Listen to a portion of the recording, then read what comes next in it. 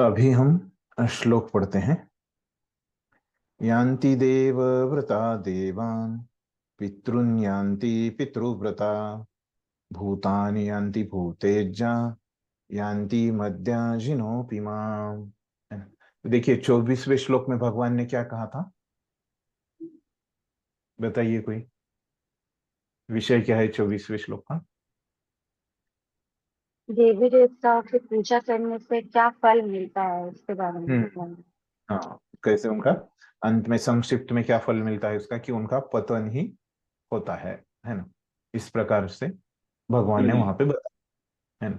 तो अभी ये जानने के बाद कि कैसे ये देवी देवताओं के जो पूजक है ना, इनका तो पतन हो रहा है ना। तो अभी किसी चीज की तुलना करके अगर बताते हैं, है ना, तो अच्छा और ज्यादा समझ में आता है ना। तो अभी भगवान अगले श्लोक में क्या कर रहे, तुलना कर रहे भक्तों के साथ, है ना। ये देवी देवताओं के पूजक उनकी, है ना, तुलना कर रहे कि कैसे उनका परिणाम और भक्तों का परिणाम अलग अलग है। भक्त जो भक्ति करते हैं, है ना, उसका परिणाम और ये देवी देवताओं के जो पूजक है इनका परिणाम अलग अलग है ना। तो ये अभी अच्छे से समझाने के लिए भगवान अगले श्लोक में और उसको बता रहे। तो क्या है, यान्ति देव व्रता देवान, है ना।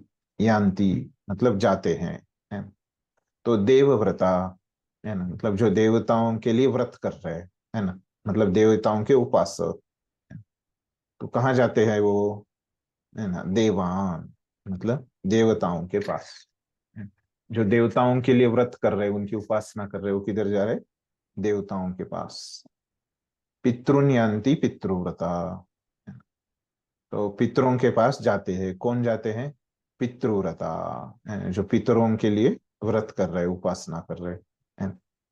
भूतानि यान्ति भूतेज्जा, है ना, तो भूत प्रेतों के पास जाते हैं, है ना। कौन जाता है उनके पास, भूत इज्जा, है ना। तो जो भूत प्रेतों की जो उपासना कर रहे हैं वो उनके पास चले जाते हैं। फिर क्या बोल रहे, यान्ति मद्यान जिनोपि माम, है ना। मैं मेरे पास जाते हैं कौन, मेरे भक्तगण। क्यों, क्योंकि वो किसकी पूजा कर रहे हैं, भगवान की पूजा कर रहे हैं, है ना। इसीलिए वो किधर जाएंगे, उनके पास ही जाएंगे, है ना। तो जिसकी पूजा करेंगे उनके पास चले जाते हैं, है ना। ठीक है, क्या श्लोक का अर्थ। तो ठीक, और कुछ है क्या अर्थ में कुछ।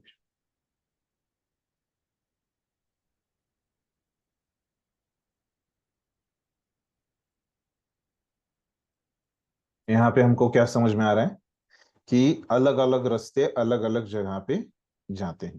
तो हमको ये क्या है, एक सामान्य ज्ञान ही है ना। हमारे घर से हम निकलेंगे तो एक हमारे मंदिर की तरफ जाता है, एक हमारे ऑफिस की तरफ, है ना। तो ऐसे अलग अलग रास्ते निकलते रहते हैं, है ना। अलग अलग पूजकों को भी यहाँ पे हम क्या समझ सकते हैं, अलग अलग उनको गंतव्य मिलेगा। ये हम अर्थ से स्पष्ट होता है यहाँ पे। तात्पर्य पढ़ते हैं, पढ़िए।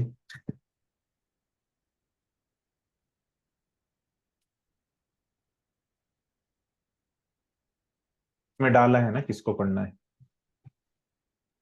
हम डिसाइड करेंगे श्यामा वो कांत श्यामा कांति माता जी। हाँ, पढ़िए माता जी। अ, तात्पर्य पढ़ना है ना तो जी। हाँ हाँ। यदि कोई चंद्रमा, सूर्य या अन्य लोक को जाना चाहता है तो वह अपने गंतव्य को बताए गए विशिष्ट वैदिक नियमों का पालन करके प्राप्त कर सकता है। इसका विशद वर्णन वेदों के कर्मकांड अंश दर्श पौर्णमासी में हुआ है, जिसमें विभिन्न लोकों में स्थित देवताओं के लिए विशिष्ट पूजा का विधान है। इसी प्रकार विशिष्ट यज्ञ करके पितृलोक प्राप्त किया जा सकता है।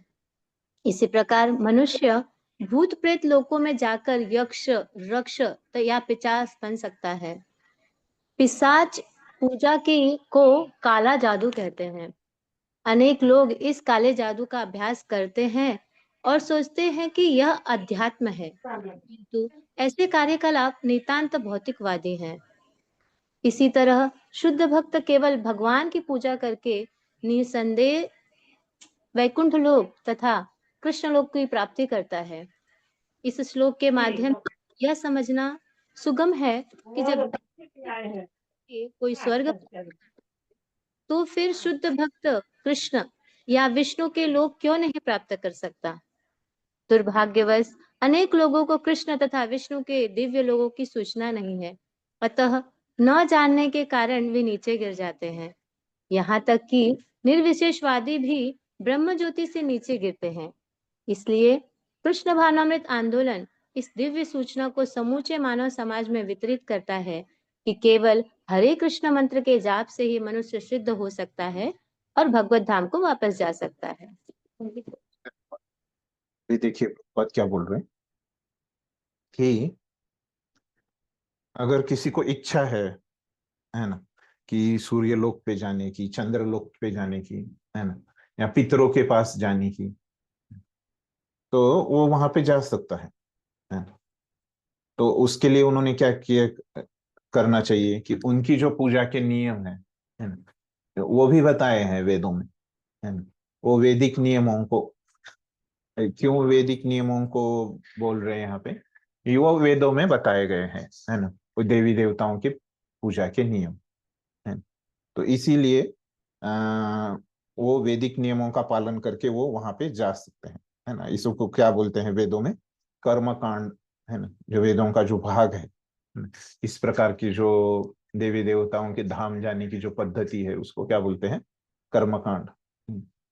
दर्श पूर्णिमासी में हुआ है, तो ये नाम है वो वेद का जो भाग है ना, तो उसका, जिसमें विभिन्न लोकों में स्थित देवताओं के लिए विशिष्ट पूजा का विधान है। तो ये उसमें विषय है, ये बताया मैंने। इस प्रकार विशिष्ट यज्ञ करके पितृलोक प्राप्त किया। तो ऐसे हर एक जो ये पद्धति है ना, पितृलोक है ना, भूत प्रेतों का यहाँ पे जाने का है, या क्या है, देवों के पास जाने का, तीन पद्धतियां इस श्लोक में बताई है ना। तो ये जो तीन पद्धतियां हैं, तो इनको क्या है, अलग अलग इनके रास्ते हैं, है ना। तो ये पद्धतियां भी अलग अलग है ना। तो अलग अलग इनके नियम है ना। जैसे भक्ति के नियम अलग है, ये पद्धतियों के नियम भी अलग है ना। तो अनेक लोग तो बहुत सारे लोग काला जादू भी करते हैं और ये समझते हैं कि ये भक्ति है, अध्यात्म है। इस प्रकार से उनकी गलत फहमी रहती है, लेकिन ये सब क्या है, भौतिक है ना, काला जादू वगैरह। लेकिन भक्त जो है वो कहाँ पे जाना चाहता है, वैकुंठ लोक में जाना चाहता है या कृष्ण लोक में जाना चाहता है। आप लोगों को आवाज नहीं आ रहा है ना, क्योंकि इधर बाजू में थोड़ा काम चल रहा है फर्नीचर का। आ रहा है प्रभु जी, क्लियर आवाज है। एकदम हाँ क्लियर आ हाँ, रहा है। ठीक ठीक है ठीक ठीक। वो उधर का वो काम जो चल रहा है उसका नहीं आ रहा है ना आवाज। नहीं नहीं, उसका आवाज नहीं है। ठीक। हाँ, तो अभी यहाँ पे, हाँ कहाँ तक हाँ, तो इसी तरह शुद्ध भक्त, अभी भक्त जो है ना, वो क्या करता है, वो भगवान की पूजा आ, करता है ना। क्यों, क्यों है भगवान की पूजा, क्योंकि वो वैकुंठ लोक ही जाएगा, है ना, भगवान की पूजा करके, है ना, या कृष्ण लोक जाएगा। कृष्णा की करेगा तो कृष्ण लोक जाएगा। अन्य विष्णु या अन्य जो अंश है, अवतार है कृष्ण के, है ना, उनकी करेगा तो वैकुंठ में जाएगा। तो ये श्लोक में यहाँ पे बताया है कि देवी देवताओं के पूजक उनके धाम स्वर्ग जा सकते हैं और भगवान के भक्त उनके धाम जा सकते हैं। तो अभी ये तो इस तरह से जो जानते हुए लोग भी कुछ गलत करते हैं, है ना, लेकिन बहुत सारे लोगों को पता नहीं है ना, कि वो क्या करते हैं परंपरा से, है ना, खास करके भारत में क्या करते हैं कि मेरे पिताजी, दादाजी, नाना जी ये सब ऐसे करते थे, इसलिए मैं भी ऐसे कर रहा हूँ। उसके बारे में कोई जिज्ञासा नहीं करते, है ना, क्यों इस तरह से ही पूजा करनी है ना? तो उनको पता नहीं रहता कि किस तरह से करनी है पूजा, है ना। उनको पता भी नहीं रहता कि ऐसे वैकुंठ लोक, कृष्ण लोक में अंतर है ना, स्वर्ग में अंतर है ना। तो सब लोगों को क्या पता रहता है वो, कि पहले स्वर्ग लोक है और सबको उधर जाना है ना। और कोई भी उसके लिए कोई भी भगवान की पूजा करनी है ना। तो ऐसी गलत धारणाएं रहती हैं लोगों की, है ना। उसके लिए क्या करना है कि हमको उनको बताना है ना? हरे कृष्ण महामंत्र के बारे में बताना है, ताकि उनको भी मदद हो जाए, है ना? जैसे हमको भी किसी ने बताया है ना? तो उसी तरह से हमको ये कार्य करना है। यही हमारे कृष्ण भावनामृत आंदोलन का कार्य है, सेवा है समाज के लिए पूरे, है ना। इस तरह से प्रभुपाद अपनी समझ दे रहे हैं इस श्लोक के ऊपर, है ना। तो आचार्य क्या बोलते हैं, थोड़ा सा अलग है क्या, मैं देखता हूँ।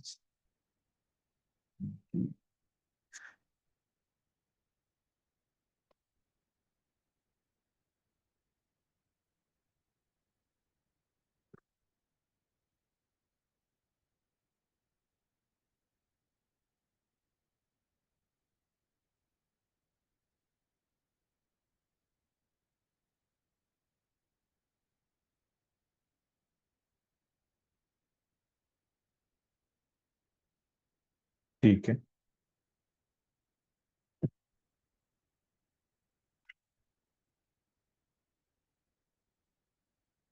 तो इस तरह से यहाँ तक, है ना, ये 25वें श्लोक तक, है ना, उनका भगवान ने क्या बताया, ये देवी देवताओं के पूजकों के बारे में बताया है ना। तो हाँ, अभी हमने देखा कि पूरे अध्याय में कौन से उन्होंने बताया, है ना। लेकिन भगवान की हृदय से क्या चाहते हैं, है ना? हम सबसे भगवान क्या चाहते हैं, हम सबसे हम कौन सा मार्ग चुने, है ना। अप्रत्यक्ष मार्ग चुने या मूर्ख बने, है ना, या भगवान का एकत्वेन वाला मार्ग चुने, पृथक्त्वेन वाला चुने, या बहुधा विश्वतो मुखम वाला चुने, या किसका मार्ग चुने। आप लोगों को क्या लगता है कि भगवान क्या चाहते होंगे, कौन सी भगवान चीज भगवान का सेवा करे, वही चाहते हैं हाँ, सब लोग। हाँ भगवान के भक्ति कर, मार्ग पे चल, भक्ति के मार्ग पे चले। हाँ भक्ति मार्ग कर, है ना। ऐसे भगवान की इच्छा है। तो इसीलिए भगवान क्या करते हैं अभी, ये अगले श्लोक से वो बताते हैं कि कैसे ये भक्ति का महिमा के बारे में बताते हैं, है ना? ताकि हम सबको प्रेरणा मिले, है ना, भक्ति करने की। तो ये भक्ति करने से हमारा कैसे लाभ है ना। और अगर हम भक्त बनेंगे, है ना, तो इसमें भगवान का कुछ लाभ नहीं, है ना, भगवान को कुछ फर्क नहीं पड़ने वाला। लेकिन हमारे लिए कितना अच्छा है ये भक्ति करना, केवल भक्ति करना। तो ये भगवान इसके बारे में अभी ये अंत के श्लोकों में बताएंगे, है ना, कि कैसे ये अच्छा है हमारे लिए, है ना, ये कैसे आसान है ना। तो आसान चीज करना अच्छा रहता है ना। तो पहले शुरुआत यहाँ से करते हैं कि भक्ति करना कितना आसान है। तो इसीलिए अन्य मार्ग बहुत मुश्किल है ना। इस तरह से वो शुरुआत करते हैं। आपका कुछ प्रश्न है क्या प्रभु जी? हरे कृष्णा प्रभु जी। हाँ हाँ। दंडवत प्रणाम प्रभु जी। थोड़ा सा यहाँ पे एक प्रश्न है प्रभु जी, कि जैसे कि हम्म। यहाँ पे जो हम देख रहे हैं कि भगवान यहाँ पे भक्त से डायरेक्ट इंटरेक्शन की बात कर रहे हैं, कि हम्म। भक्त अन्य देवी देवता के पास ना जाकर सीधे भगवान की भक्ति करे और भगवान को ही अपना पूज्य माने। तो हम्म। प्रभु जी जैसे उसमें एक एक ये भी था कि मतलब दासानुदास दास, जो मतलब हमको डायरेक्ट भगवान के पास नहीं जाए, भगवान के दास के दास की पूजा को अर्पित करना है, वो आगे फर्दर भगवान के पास पहुंचा देंगे उस चीज को, हमारी भक्ति को। तो प्रभु जी यहाँ पे हम कैसे समझें कि मतलब हम जो भी अर्पण कर रहे हैं अपने गुरु को दे रहे हैं, गुरु आगे भगवान के पास पहुंचा रहे हैं, तो हम्म। उस उसको हम किस तरह से यहाँ पे समझें प्रभु जी? तो अभी ये जो भक्ति है ना, तो इसमें प्रभु जी ने कहा, प्रश्न है उनका कि यहाँ पे भगवान ने तो बोला है कि मेरी आ, से भक्ति करो, है ना, मेरी पूजा करो, इस तरह से भगवान यहाँ पे बोल रहे हैं। तो कि फिर ऐसे भी कहा जाता है कि भक्तों की सेवा ये क्या है, श्रेष्ठ सेवा है ना, उसके भगवान की सेवा से, है ना। तो इसको कैसे समझे, है ना। तो आगे जाके ऐसे ही प्रश्न है ना प्रभु जी। यस प्रभु जी। हम्म। तो अभी ये भक्ति के मतलब यहाँ पे अभी हमको समझना चाहिए कि भगवान क्या चाहते हैं हमको, कि हम भक्ति करें, है ना। तो अभी आगे जाके हमको समझेगा, भक्ति रसामृत सिंधु जब हम ग्रंथ पढ़ेंगे, है ना, तो ये भगवान की भक्ति कैसे करना है ना। तो भगवत गीता में क्या बताया उन्होंने कि मोटा मोटी चीजें हैं, है ना। तो ये अभी भक्ति कैसे करना है ना, किस तरह से हम कर सकते हैं ये भक्ति, है ना। तो इसीलिए तो अंत में हम भक्तों की सेवा क्यों करते हैं, क्योंकि वो लोग भगवान की सेवा में लगे हैं, है ना। तो तो भक्तों की सेवा करना और भगवान की सेवा में अंतर कुछ नहीं है ना। तो ये दोनों एक ही है ना। तो इसी का भाग है, जैसे हम 64 प्रकार से भक्ति करते हैं, आप लोग ये सुनेंगे भक्ति रसामृत सिंधु में। तो उसमें क्या है कि एक है गुरु की सेवा, भक्तों की सेवा, है ना। तो ये 64 प्रकार के कार्य करने से कैसे भक्ति हो जाती है सही चेतना के साथ, कि ये मैं भगवान की प्रसन्नता के लिए कर रहा हूँ, है ना। आप भले ही उनके दासों की सेवा कर रहे हैं, है ना, वो सबसे ज्यादा प्रिय है भगवान को।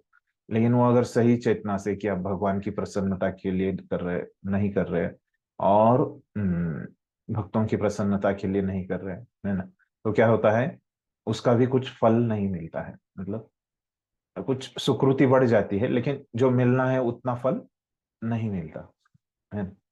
लेकिन आपको वो सही चेतना में, है ना, तो ये दोनों एक ही है ना, ये दोनों में कोई अंतर नहीं है। ये आपको ये 64 प्रकार जो है, ये सब एक ही है ना। तो ये इसमें से कोई भी हम प्रकार से अगर हम भक्ति करेंगे तो वो भक्ति मान लिया जाता है।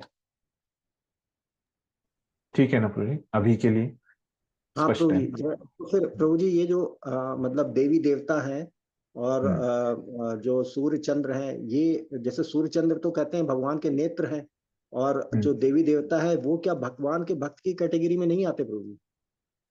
कभी रहते हैं कभी नहीं रहते, क्योंकि ये जो देवी देवता कैसे एक पद है, तो वो भी कैसे हमने देखा कि वो उनका भी आयु रहता है ना। जैसे ब्रह्मा का भी आयु है ना। तो ये भी उनका कर्मों के हिसाब से उनको मिलता है ना। जैसे कर्मों के हिसाब से वो व्यक्ति स्वर्ग में जाता है ना, तो उसी प्रकार पे वो स्वर्ग का जो इंचार्ज है ना, वो भी उनको जिस कर्मों के हिसाब से वो मिलता है, वहाँ का इंचार्ज कौन है ना।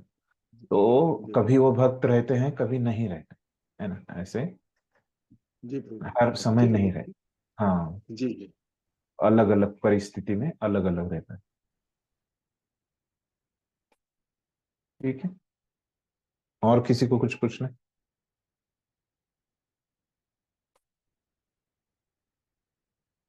तो भगवान अभी भक्ति का महिमा बताते हुए पहले भक्ति के महिमा में बता रहे हैं कि भक्ति करना कैसे आसान है, कोई भी भक्ति कर सकता है ना? तो यहाँ से भगवान चालू कर रहे हैं, है ना? तो उसके लिए भगवान श्लोक बोल रहे हैं, पत्रम पुष्पम फलम तोयम यो मे भक्त्या प्रयच्छति तद अहम भक्ति उपहृतम अश्नामि प्रयतात्मनः, है ना। तो भगवान क्या बोल रहे हैं कि पत्ते से, है ना, पुष्प से, फल से या जल से, है ना, वो क्या है, भक्ति पूर्वक भक्त्या, है ना, मुझे भेंट करो, मुझे प्रदान करो।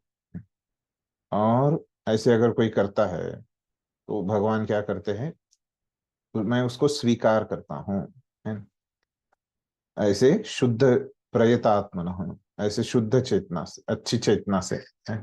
तो भगवान को भेंट देने की चेतना से, भगवान को प्रसन्न करने की चेतना से, ऐसे शुद्ध चेतना से अगर कोई देता है भक्ति के साथ, अगर ये चीजें कोई भगवान को देता है तो भगवान उसको स्वीकार करते हैं, है। तो देखिए तो भक्ति की महिमा बताते समय भगवान ने कहाँ से शुरू किया है कि बता रहे कि कितना आसान है ना। बस हमारा क्या होना चाहिए, सही चेतना होनी चाहिए, है ना। भक्ति की चेतना हमारे पास होनी चाहिए, है ना। इस भक्ति भाव से अगर हम कोई सर्वसाधारण चीज, है ना, पत्ता, पुष्प, ये भी अगर देंगे तो उसको भगवान स्वीकार करते हैं, है ना। ऐसे ही नहीं कि बड़ी चीज देनी है ना, 56 भोग ही देने हैं, ऐसे भगवान ने कुछ अपेक्षा नहीं की। अगर वो देंगे तो क्या हो जाएगा, हमारा प्रेम उसमें से दिखेगा, है ना, कि हम कितने कष्ट लेने को तैयार है भगवान की प्रसन्नता के लिए, है ना। लेकिन सबसे बड़ा, अगर हम इतना बड़ा 56 भोग भगाने का कष्ट ले, है ना, लेकिन उसमें अगर हमारी भक्ति की चेतना नहीं है ना, तो भक्ति के साथ नहीं है, तो क्या कर उसको भगवान स्वीकार करेंगे क्या? नहीं करेंगे। हाँ, इसका कोई उदाहरण ध्यान में आ रहा है आपके? दुर्योधन प्रभु जी हाँ इन्विटेशन दिए थे ना भगवान कृष्ण को, दुर्योधन ने हाँ, मारे। कृष्ण को हाँ इनविटेशन दोनों तरफ से मिला था। हाँ, दुर्योधन को। दुर्योधन, बराबर, है ना। तो प्रसिद्ध उदाहरण इसका दुर्योधन, और उनके विरुद्ध कौन, कहाँ से आया था दूसरा आमंत्रण? विदुर जी। हाँ, विदुर जी, है ना। लेकिन विदुर जी के यहाँ पे कैसे उन्होंने, उनकी जो पत्नी है विदुरानी ने कैसे उनको केले का छिलका भी दिया प्रेम से, है ना। तो उसको भगवान ने ग्रहण करा, है ना। तो फल नहीं, बल्कि फल का उन्होंने क्या दिया, एक एक भाग दिया, है ना, जो फेंकने योग्य भाग है ना, उससे भी भगवान को नहीं स्वीकार किया था, अगर प्रेम से दिया जाए, है। और क्या प्रेम से दिया जाता है तो भगवान कैसे स्वीकार करते हैं, है ना। तो शबरी का भी उदाहरण है ना। तो उसमें एक तरफा उदाहरण है ना, आध, कि भगवान कैसे स्वीकार करते हैं, है ना। प्रेम से दिया जाए तो क्या होता है, जिसको हम क्या बोलते हैं, मूची, है ना। तो एकदम उन्होंने झूठा करके वो दे रहे थे, है ना। तो ऐसे मूची वस्तु भी भगवान ने क्या की, स्वीकार की, है ना, क्योंकि वहां पे उसमें क्या था, भक्ति थी, है ना। तो इस प्रभु जी, प्रकार के, है कर्माबाई ना, की भगवान खिचड़ी बस का यहाँ भी पे। एग्जाम्पल है। कर्माबाई की हाँ खिचड़ी। हाँ, अभी जगन्नाथ लीला में अभी आपने सुना होगा कर्माबाई की खिचड़ी, है ना। मतलब खिचड़ी कितनी सिंपल रहती है ना? तो भगवान यहाँ पे केवल बोल नहीं रहे, है ना। तो ये सब लीलाओं से, उदाहरणों से हमको समझ में आता है ना, कि वास्तव में वैसे भगवान ने किया है ना। तो ये केवल ऐसे नहीं है कि भगवान बस कहने के लिए यहाँ पे बता रहे कि भक्ति इतनी आसान है ना, इन वास्तव में ऐसे होता है ना। तो ये उदाहरणों से हमारे समझ में आता है ना? और फिर और क्या समझ में आता है हमको ये श्लोक में, कि भगवान की भक्ति करने के लिए हमको बड़ी चीज कोई करने की आवश्यकता नहीं है। उसमें जो भी हम कर रहे हैं उसमें बस भक्ति का भाव होना चाहिए, है। ठीक।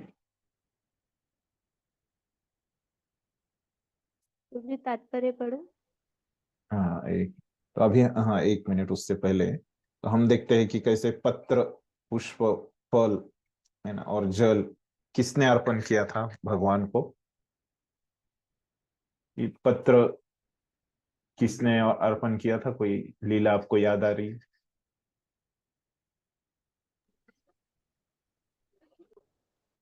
तुलसी दल अर्पण किया था देवी, जब हाँ भगवान का हाँ, तुलादान रुक्मिणी हो ने रहा था तो। अर्पण हाँ, किया था, हाँ, तुलादान के समय, बराबर है। तो तुलसी पत्र वहां पे अर्पण किया था, है। और पुष्प किसने अर्पण किया था? गजेंद्र ने। गजेंद्र गजेंद्र ने। ने प्रभु जी हरि ने। हाँ, गजेंद्र ने। बराबर बराबर। गजेंद्र ने हाँ, और हल। हाँ, पल का तो हमने देखा शबरी ने किया था, है ना। हाँ तो इनका पता नहीं किया था। ठीक है, तो इस प्रकार से भी हम इसको समझ सकते हैं, है ना? हाँ, पढ़िए माता जी तात्पर्य। श्लोक नंबर 26 तात्पर्य। हम्म, नित्य सुख के लिए स्थायी आनंदमय धाम प्राप्त करने हेतु बुद्धिमान व्यक्ति के लिए यह अनिवार्य है कि वह कृष्ण भावना भावित होकर भगवान की दिव्य प्रेमा भक्ति में तत्पर रहे।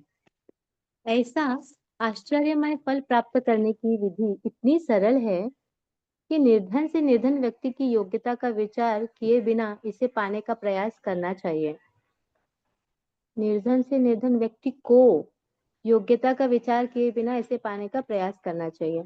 इसके लिए एकमात्र योग्यता इतनी ही है कि वह भगवान का शुद्ध भक्त हो। इससे कोई अंतर नहीं पड़ता कि कोई क्या है और कहाँ स्थित है। यह विधि इतनी सरल है कि यदि प्रेम पूर्वक एक पत्ती, थोड़ा सा जल या फल ही भगवान को अर्पित किया जाता है तो भगवान उसे सहर्ष स्वीकार करते हैं। अतः किसी को भी कृष्ण भावनामृत से रोका नहीं जा सकता, क्योंकि यह सरल है और व्यापक है। ऐसा कौन मूर्ख होगा जो इस सरल विधि से कृष्ण भावना भावित नहीं होना चाहेगा और सच्चिदानंद में जीवन की परम सिद्धि नहीं चाहेगा। कृष्ण को केवल प्रेमा भक्ति चाहिए और कुछ भी नहीं। कृष्ण को अपने शुद्ध भक्त से एक छोटा सा फूल तक ग्रहण कृष्ण तो अपने शुद्ध भक्त से एक छोटा सा फूल तक ग्रहण करते हैं, किंतु अभक्त से वे कोई भेंट नहीं चाहते। उन्हें किसी से कुछ भी नहीं चाहिए, क्योंकि वे आत्मतुष्ट हैं। तो भी वे अपने भक्त की भेंट प्रेम तथा स्नेह से के विनिमय में स्वीकार करते हैं। कृष्ण भावना में विकसित करना जीवन का चरम लक्ष्य है। इस श्लोक में भक्ति शब्द का उल्लेख 2 बार यह घोषित करने के लिए हुआ है कि भक्ति ही कृष्ण के पास पहुंचने का एकमात्र साधन है। किसी अन्य शर्त से, यथा ब्राह्मण, विद्वान, धनी या महान विचारक होने से कृष्ण किसी प्रकार की भेंट लेने को तैयार नहीं होते। भक्ति ही मूल सिद्धांत है, जिसके बिना वे किसी से कुछ भी लेने के लिए प्रेरित नहीं किए जा सकते। भक्ति कभी हेतु की नहीं होती, यह शाश्वत विधि है। यह परम ब्रह्म की सेवा से में प्रत्यक्ष कर्म है। यह बताया गया है कि वे ही एकमात्र भोक्ता हैं। आदि भक्ति और समस्त यज्ञ भेंटों के वास्तविक लक्ष्य हैं। अब भगवान कृष्ण यह बताते हैं कि वे किस प्रकार की भेंट पसंद करते हैं। यदि कोई शुद्ध होने तथा जीवन के लक्ष्य तक पहुंचने के उद्देश्य से भगवत भक्ति करना चाहता है तो उसे चाहिए कि वह पता करे कि भगवान उससे क्या चाहते हैं।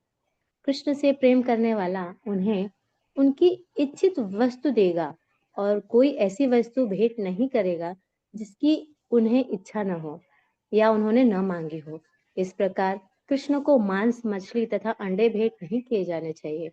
यदि उन्हें इन वस्तुओं की इच्छा होती तो वे इसका उल्लेख करते। उल्टे वे स्पष्ट आदेश देते हैं कि उन्हें पत्र, पुष्प, जल तथा फल अर्पित किए जाएं और वे उन्हें स्वीकार करेंगे। अतः हमें यह समझना चाहिए कि वे मांस, मछली तथा अंडे स्वीकार नहीं करेंगे। शाक, अन्न, फल, दूध तथा जल यही मनुष्यों के उचित भोजन है और भगवान कृष्ण ने भी इन्हीं का आदेश दिया है। इसके अतिरिक्त हम जो भी खाते हों वह उन्हें अर्पित नहीं किया जा सकता, क्योंकि वे उसे ग्रहण नहीं करेंगे। यदि हम ऐसा भोजन उन्हें अर्पित करेंगे तो हम प्रेमा भक्ति नहीं कर सकेंगे। आगे बढ़ो मुझे। द्वितीय अध्याय के 13वें श्लोक में श्री कृष्ण बताते हैं कि यज्ञ का उच्छिष्ट ही शुद्ध होता है। अतः जो लोग जीवन में प्रगति करने तथा भवबंधन यहाँ पे रुकते हैं हम, जैसा लंबा हो जाएगा तात्पर्य। तो अभी तक क्या बोला प्रभुपाद ने, हम देखते हैं।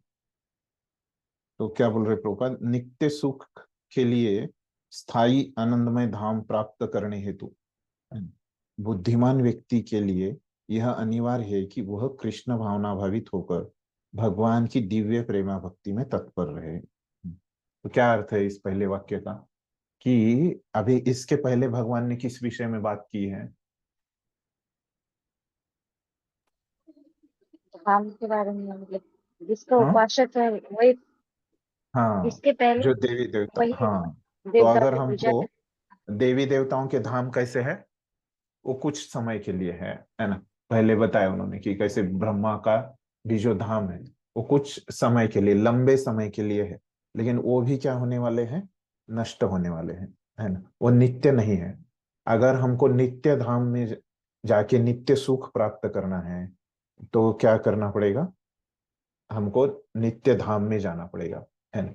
तो इसीलिए भगवान की ही पूजा करनी पड़ेगी हमको, है ना। तो उसके बारे में बोल रहे। और अगर भगवान की पूजा है वो कर क्या है, वो भक्ति है। तो ये अगर हमको नित्य धाम में जाना है तो हमको भक्ति ही करनी पड़ेगी, है ना, इस प्रकार से बोला पहले वाक्य में। तो ऐसा आश्चर्यमय फल प्राप्त करने के लिए, है ना, ये आश्चर्यमय क्यों है, क्योंकि ये नित्य है ना, क्योंकि हमने अभी तक कोई नित्य चीज देखी ही नहीं, है ना, इस भौतिक जगत में सब कुछ क्षणिक है ना। तो ये ऐसे नित्य धाम में, शाश्वत धाम में, है ना, जाने के लिए, है ना, तो भगवान यहाँ पे भी उसकी विधि बता रहे, उसका रास्ता बता रहे, है ना। ये रास्ते पे कौन चल सकता है, गरीब से गरीब, है ना, निर्धन से निर्धन व्यक्ति भी इस रास्ते पे चल सकता है ना? तो इसमें योग्यता क्या है कि उसमें भगवान का भक्त होना चाहिए, है ना, तो भगवान को प्रसन्न करने का उसमें भाव होना चाहिए, है ना, तो भगवान की प्रसन्नता के लिए कार्य करने का। इससे अंतर नहीं पड़ता कि अभी उस वो कैसे है ना, अभी उसमें कितने अनर्थ है ना, या बहुत सारे अनर्थ है क्या उसमें, है ना, ये अभी यहाँ पे यहाँ पे लिख रहे प्रभुपाद कि इससे कोई अंतर नहीं पड़ता कि कोई क्या है और कहाँ स्थित है ना। तो अभी हम कितने बुरे हैं, है ना, इससे कोई फर्क नहीं पड़ता। तो प्रभुपाद ने इसको वास्तविक करके दिखाया, है ना। तो एकदम जो अमेरिका में है, एकदम जो सब कुछ चीजें जिन्होंने छोड़ दी, है ना, तो ऐसे लोगों को प्रभुपाद ने क्या किया, दिखाया कि वो लोग कितने नीचे स्तर पे थे भक्ति में आने से पहले, लेकिन वो लोगों ने भक्ति में आ गए, है ना, भगवान के भक्त बन गए, कृष्ण की प्रसन्नता के लिए कार्य करने लगे, है ना। तो अभी वो कितने अच्छे हो गए, है ना। तो इससे फर्क नहीं पड़ता कि पहले वो कितना बुरा है व्यक्ति, है ना, अभी की स्थिति फर्क नहीं पड़ती। तो भक्ति करनी चाहिए, है ना, कोई भी भक्ति कर सकता है, बुरे से बुरा व्यक्ति भी भक्ति कर सकता है, अगर उसको श्रद्धा है ना, उसको इच्छा है भक्ति करने की तो वो कर सकता है। क्यों का ऐसे होता है, क्योंकि ये विधि बहुत सरल है, केवल आपको हरि नाम लेना है और भगवान को प्रेम से सब चीजें अर्पण करना है। एक पत्ता, थोड़ा सा जल भी अर्पण करेंगे तो भगवान उसको स्वीकार करते हैं। कोई आपको रोकता है क्या भगवान को जल अर्पण करने से? तो इतना ये सरल है, कोई भी बोल नहीं सकता कि मैं भक्ति नहीं कर सकता, मेरे पास समय नहीं है, या कोई अन्य चीज है ना, मेरे पास किसी चीज की कमी है इसलिए मैं भक्ति नहीं कर सकता। ये सब चीजें हम लोग कर सकते, कोई भी चीज कर सकते, कोई भी व्यक्ति, है ना, हम लोग तो कर ही सकते है ना, कोई भी व्यक्ति ये सब चीजें कर सकता है।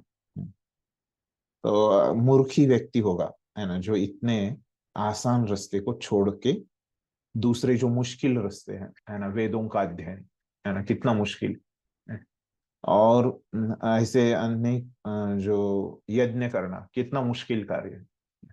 तो मूर्खी व्यक्ति है कि ऐसे आसान कार्य को छोड़ के मुश्किल कार्यों में वो लग जाएगा, और इतना करके भी क्या मिलेगा, फल तो बहुत कम मिलने वाला है ना।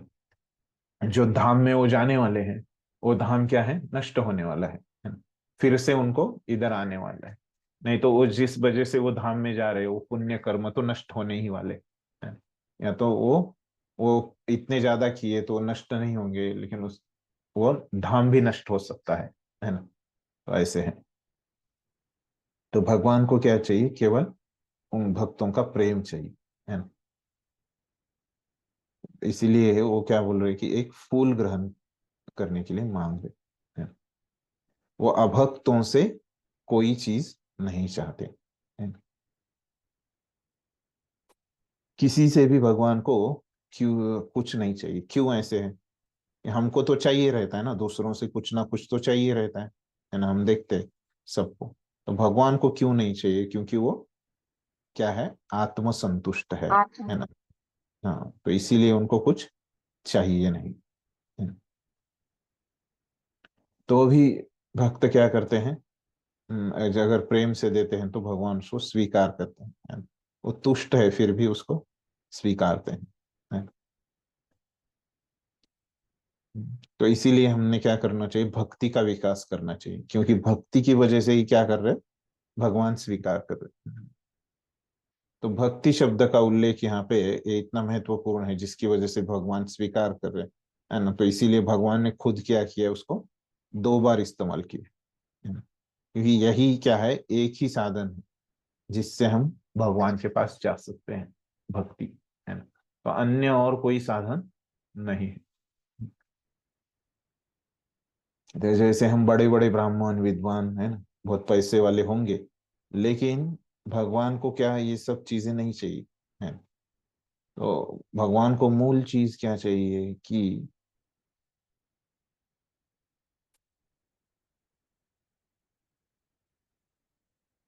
उनको भक्ति चाहिए, है ना।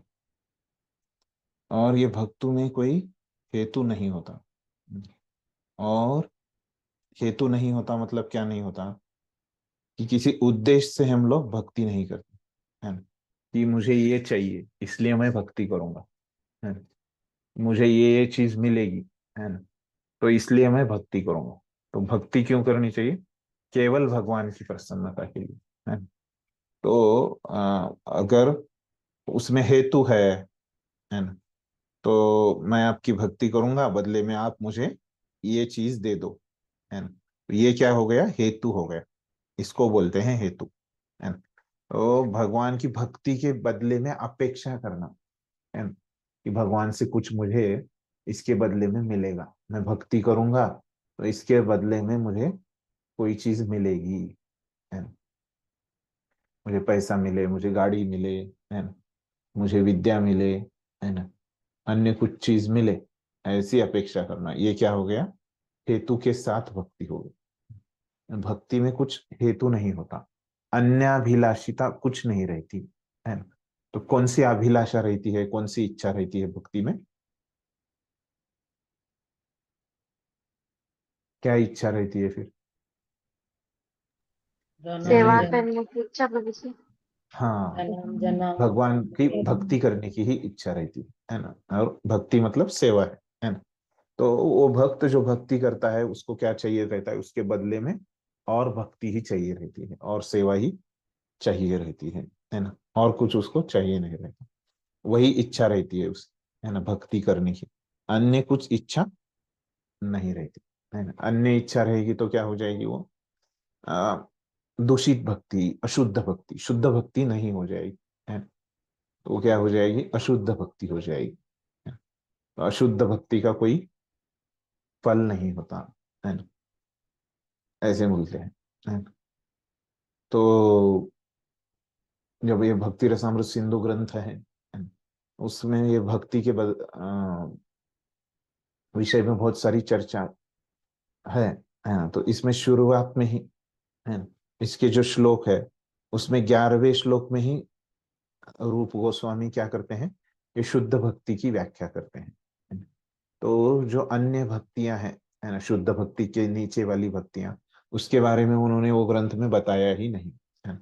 तो उन्होंने क्या किया है, केवल शुद्ध भक्ति से ही वो चालू करते हैं, उसको उन्होंने नाम दिया है उत्तमा भक्ति, है ना। उत्तम भक्ति की ये व्याख्या करते हैं, है ना। वो व्याख्या क्या है, अन्याभिलाषिता शून्य ज्ञान कर्मादि अनावृतम अनुकूल्येन कृष्णानु शीलनम भक्तिरुत्तमा, है ना।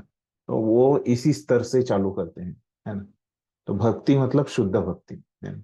तो अशुद्ध भक्ति हमको नहीं करना चाहिए, है ना। हमारे आचार्यों ने उसके बारे में जोर नहीं दिया है ना? ठीक है। ये अगला भी पढ़ा है ना हमने पैराग्राफ। यस प्रभु जी। हाँ, तो इसको भी देख लेते हैं। आपका प्रश्न है क्या? यस प्रभु जी। हाँ बोलिए। प्रभु जी, आपने बोला ना कि वी शुड एस्पायर फॉर शुद्ध भक्ति, मतलब हम, लेकिन मुझे शुरुआत तो हम मिश्र भक्ति या फिर अशुद्ध भक्ति से ही करते हैं, तो हमको ठीक पता है, है जो कि भी करना है, पर शुरुआत में तो हमारे पास सब इच्छाएं हैं और हम क्या बोलते हैं, उन इच्छाओं के साथ ही शुरू करते हैं भक्ति, तो इज इट राइट या फिर ये गलत कर रहे हैं हम? तो हमको समझना चाहिए कि यहाँ पे जो भक्ति का वर्णन है ना, कि भगवान के धाम जाना है ना। तो अभी वो हमारे क्षमता से हम कर रहे हैं वैसे, लेकिन हमको हमको समझना चाहिए कि मेरा क्या है, अभी मैं इस स्तर पे हूँ, लेकिन मुझे कहाँ जाना है, वो मेरा ध्येय है ना। शुद्ध भक्ति मेरा ध्येय है, तभी बाकी चीजें होने वाली है ना। शुद्ध भक्ति करूंगा मैं, तो ही मैं भगवान के धाम जाऊंगा। भगवान के प्रति जो प्रेम है ना, वो सब मुझे कब मिलने वाला है, जब मैं शुद्ध भक्ति करूंगा तभी मिलने वाला है। लेकिन अभी क्या है, मैं उस स्तर पे उतना नहीं हूँ, मेरी इतनी श्रद्धा नहीं है ना। मुझे भगवान की प्रसन्नता छोड़ के, है ना, ये जो इच्छा है वो छोड़ के अन्य इच्छाएं भी अभी मेरे पास है ना। तो अभी हमारे पास है तो कोई प्रॉब्लम नहीं है ना, तो वो चली जाएंगी भक्ति करने से, है ना। लेकिन हमको उसके लिए क्या है कि अ, ऐसे प्रयास नहीं है कि, है ना। हाँ, हमको पता होना चाहिए कि वास्तविक अ, वास्तविकता क्या है। अगर मैं शुद्ध भक्ति करूंगा तो ही मुझे ऐसे ये सब जो फल है शुद्ध भक्ति के, वो मिलने वाले हैं, है ना, कि भगवान के धाम जाना, ये प्रसन्नता होना, है ना। और इसके प्रति ही ये मेरा ध्येय है, ये मुझे करना ही है, अभी नहीं कर पा रहा हूं मैं, है ना। जैसे ये जो बहुत बड़ व्यक्ति क्या करता है, अगर वो कोई समझो उसको बड़े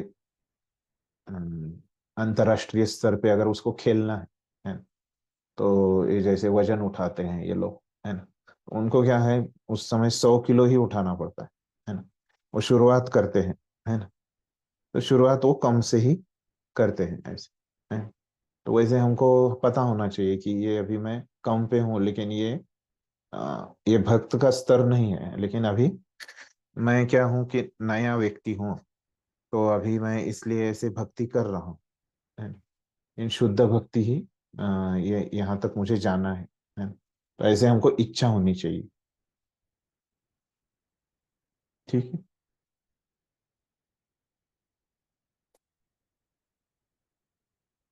आलोक कृष्ण प्रो, आपका क्या प्रश्न है?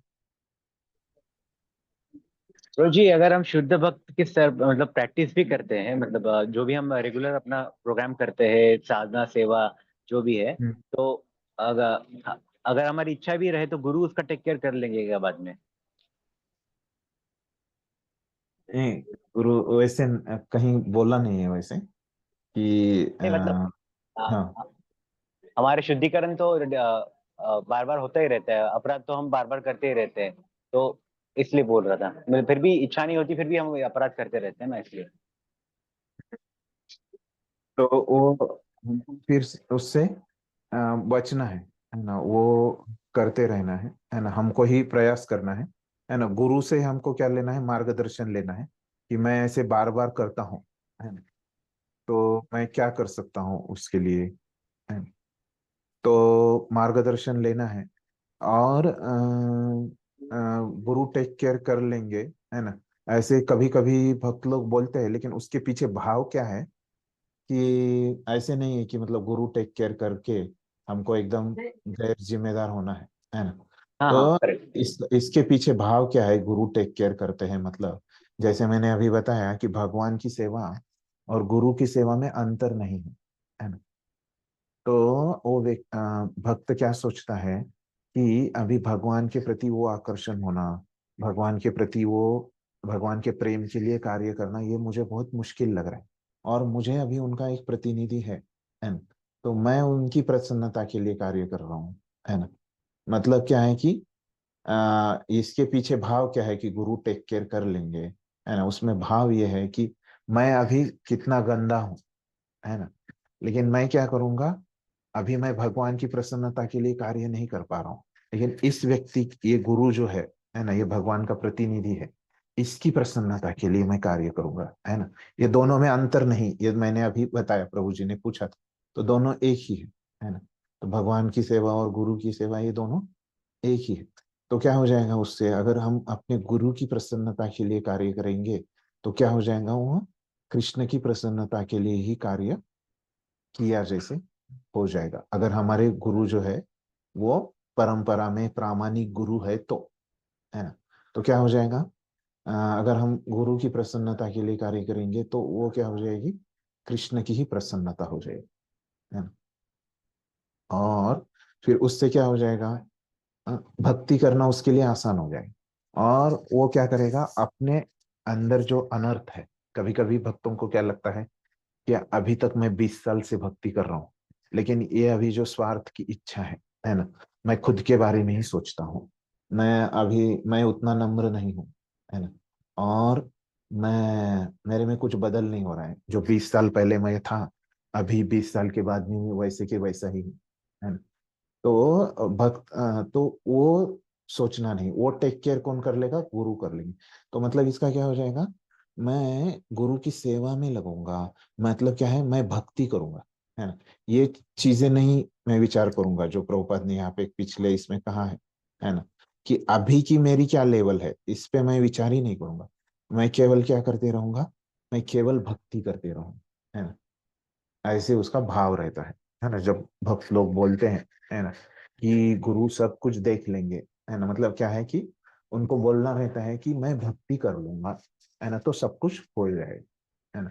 मैं क्या करूंगा, बस गुरु की सेवा में रहूंगा, है ना, तो सब कुछ आ, वो हो जाएगा। अभी मेरे में कितने अनर्थ है ये मायने नहीं रखता, है ना, वो चले जाएंगे। मुझे विश्वास है कि मैं भक्ति करते रहूंगा तो एक दिन वो पूरे नष्ट हो जाएंगे, है ना। अभी कितना समय लगेगा वो हर एक के लिए अलग अलग रहता है ना, लेकिन पद्धति यही है ना।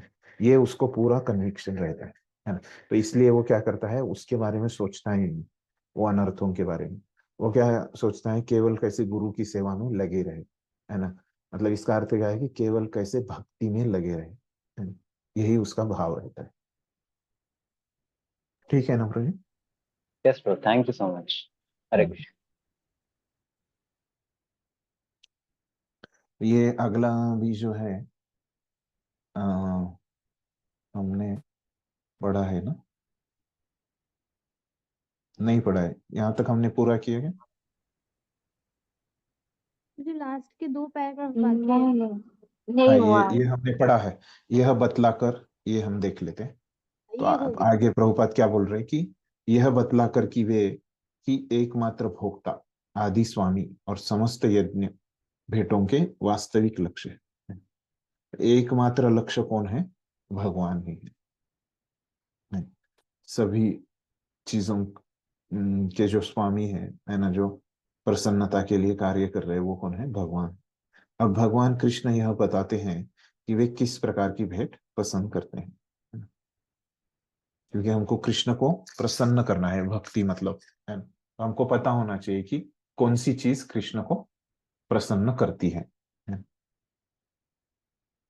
यदि कोई शुद्ध होने तथा जीवन के लक्ष्य तक पहुंचने के उद्देश्य से भगवान भक्ति करना चाहता है, तो उसे चाहिए कि वह पता करे कि भगवान उससे क्या चाहते हैं, है।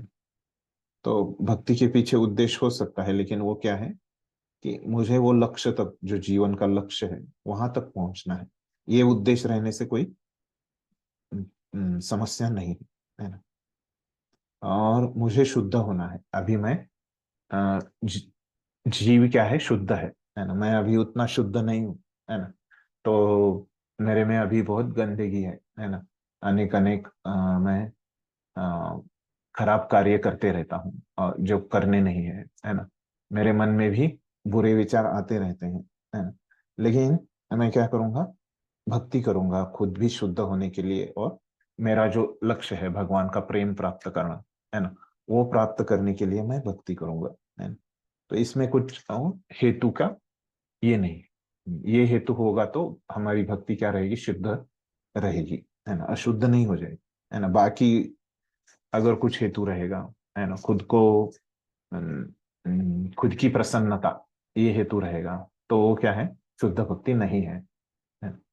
लेकिन अगर खुद को शुद्ध होना है, अच्छा होना है, ये उद्देश्य है, तो उसमें कोई समस्या नहीं।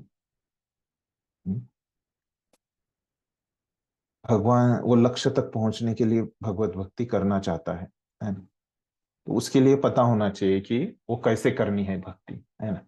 तो यहाँ पे भगवान बोल रहे कि वो कैसे करनी है भक्ति। उनकी इच्छित वस्तु देगा, है ना। तो भगवान ये वस्तु मांग रहे हैं। तो भगवान क्या नहीं मांग रहे भगवान की मांस मछली अंडे, है ना। तो ऐसे कुछ भी चीज, मनमानी चीज हमको नहीं करनी। इस श्लोक से हमको ये समझ में आता है, यदि उन्हें उन वस्तुओं की इच्छा होती तो वे उनका उल्लेख करते हैं, है ना। इस प्रकार से प्रभुपाद बोल रहे, भगवान ने उसके बारे में बताया नहीं तो वो हमको देना नहीं है उनको। उल्टे वे स्पष्ट आदेश देते हैं कि उन्हें पत्र पुष्प जल तथा फल अर्पित किए जाएं और वे इन्हें स्वीकार करेंगे, है। तो भगवान को हमको शाक अन्न फल दूध तथा जल, ये ही मनुष्यों के उचित भोजन है, और भगवान कृष्ण ने भी इन्हीं का आदेश दिया है। तो यहाँ पे लोग फायदा उठा सकते हैं, है ना। तो मैं अन्य चीजें भी भगवान को अर्पित करूंगा, तो ये प्रभुपाद पहले ही उसके बारे में स्पष्टीकरण दे रहे हैं कि ऐसे आप विचार मत करो। इसके अलावा हम जो भी खाते हैं वो हमने खुद भी नहीं खाना चाहिए और भगवान को भी अर्पण नहीं करना चाहिए। ठीक है, यहाँ तक हमने पढ़ा है। तो अगला पढ़िए। उसी श्लोक में यह भी बताते हैं कि जो लोग अपने भोजन को अर्पित नहीं करते वे पाप भक्षण करते हैं। प्रभु जी, ऊपर के 3 लाइन मैंने पहले पढ़ लिए थे, तो मैं 4th लाइन से पढ़ रही हूँ, चलेगा ना? हाँ, दूसरे शब्दों में उनका प्रत्येक कौर इस संसार की जटिलताओं से उन्हें बांधने वाला है। अच्छा सरल शाकाहारी भोजन बनाकर उसे भगवान कृष्ण के चित्र या अर्च विग्रह के समक्ष अर्पित करके तथा नतमस्तक होकर इस तुच्छ भेंट को स्वीकार करने की प्रार्थना करने से मनुष्य अपने जीवन में निरंतर प्रगति करता है। उसका शरीर शुद्ध होता है और मस्तिष्क के श्रेष्ठ तंतु उत्पन्न होते हैं, जिससे शुद्ध चिंतन हो पाता है। हरि बोल। सबसे बड़ी बात तो यह है कि यह समर्पण अत्यंत प्रेम पूर्वक करना चाहिए। कृष्ण को किसी तरह के भोजन की आवश्यकता नहीं है, क्योंकि उनके पास सब कुछ है। किंतु यदि कोई उन्हें इस प्रकार प्रसन्न करना चाहता है तो वे इस भेंट को स्वीकार करते हैं। भोजन बनाने, सेवा करने तथा भेंट करने में जो सबसे मुख्य बात रहती है वह है कृष्ण के प्रेम वश कर्म करना। वे मायावादी चिंतक भगवत गीता के इस श्लोक का अर्थ नहीं समझ सकेंगे, जो यह मानकर चलते हैं कि परम ब्रह्म इंद्रिय रहित है। उनके लिए यह या तो रूपक है या भगवत गीता के उद्घोषक कृष्ण के मानवीय चरित्र का प्रमाण है। किंतु वास्तविकता तो यह है कि भगवान कृष्ण इंद्रियों से युक्त हैं और यह कहा गया है कि उनकी इंद्रियां परस्पर परिवर्तनशील हैं। दूसरे शब्दों में, एक इंद्रिय दूसरी इंद्रियों का कार्य कर सकती है। कृष्ण को परम ब्रह्म कहने का आशय यही है। इंद्रिय रहित होने का पर उन्हें समस्त ऐश्वर्यों से युक्त नहीं माना जा सकता। 7वें अध्याय में कृष्ण ने बतलाया है कि वे प्रकृति के गर्भ में जीवों को स्थापित करते हैं। इसे वे प्रकृति पर दृष्टिपात करते हैं।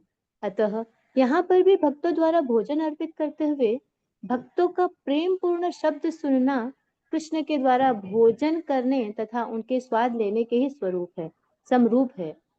इस बात पर इसलिए बल देना होगा क्योंकि अपनी सर्वोच्च स्थिति के कारण उनका सुनना उनके भोजन करने तथा स्वाद ग्रहण करने के ही समरूप है।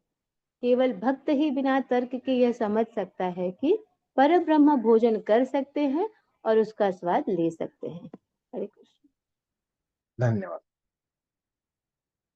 तो अभी प्रभुपाद क्या बता रहे हैं हमको कि तृतीय अध्याय का 13वां श्लोक है ना, यज्ञ शिष्टा शिनो संत, ये जो श्लोक है ना, तो यज्ञ के उच्छिष्ट ही शुद्ध होता है ना। तो भगवान को अर्पित करके लेने से क्या होता है, वो उनका उच्छिष्ट बन जाता है और वही शुद्ध रहता है ना।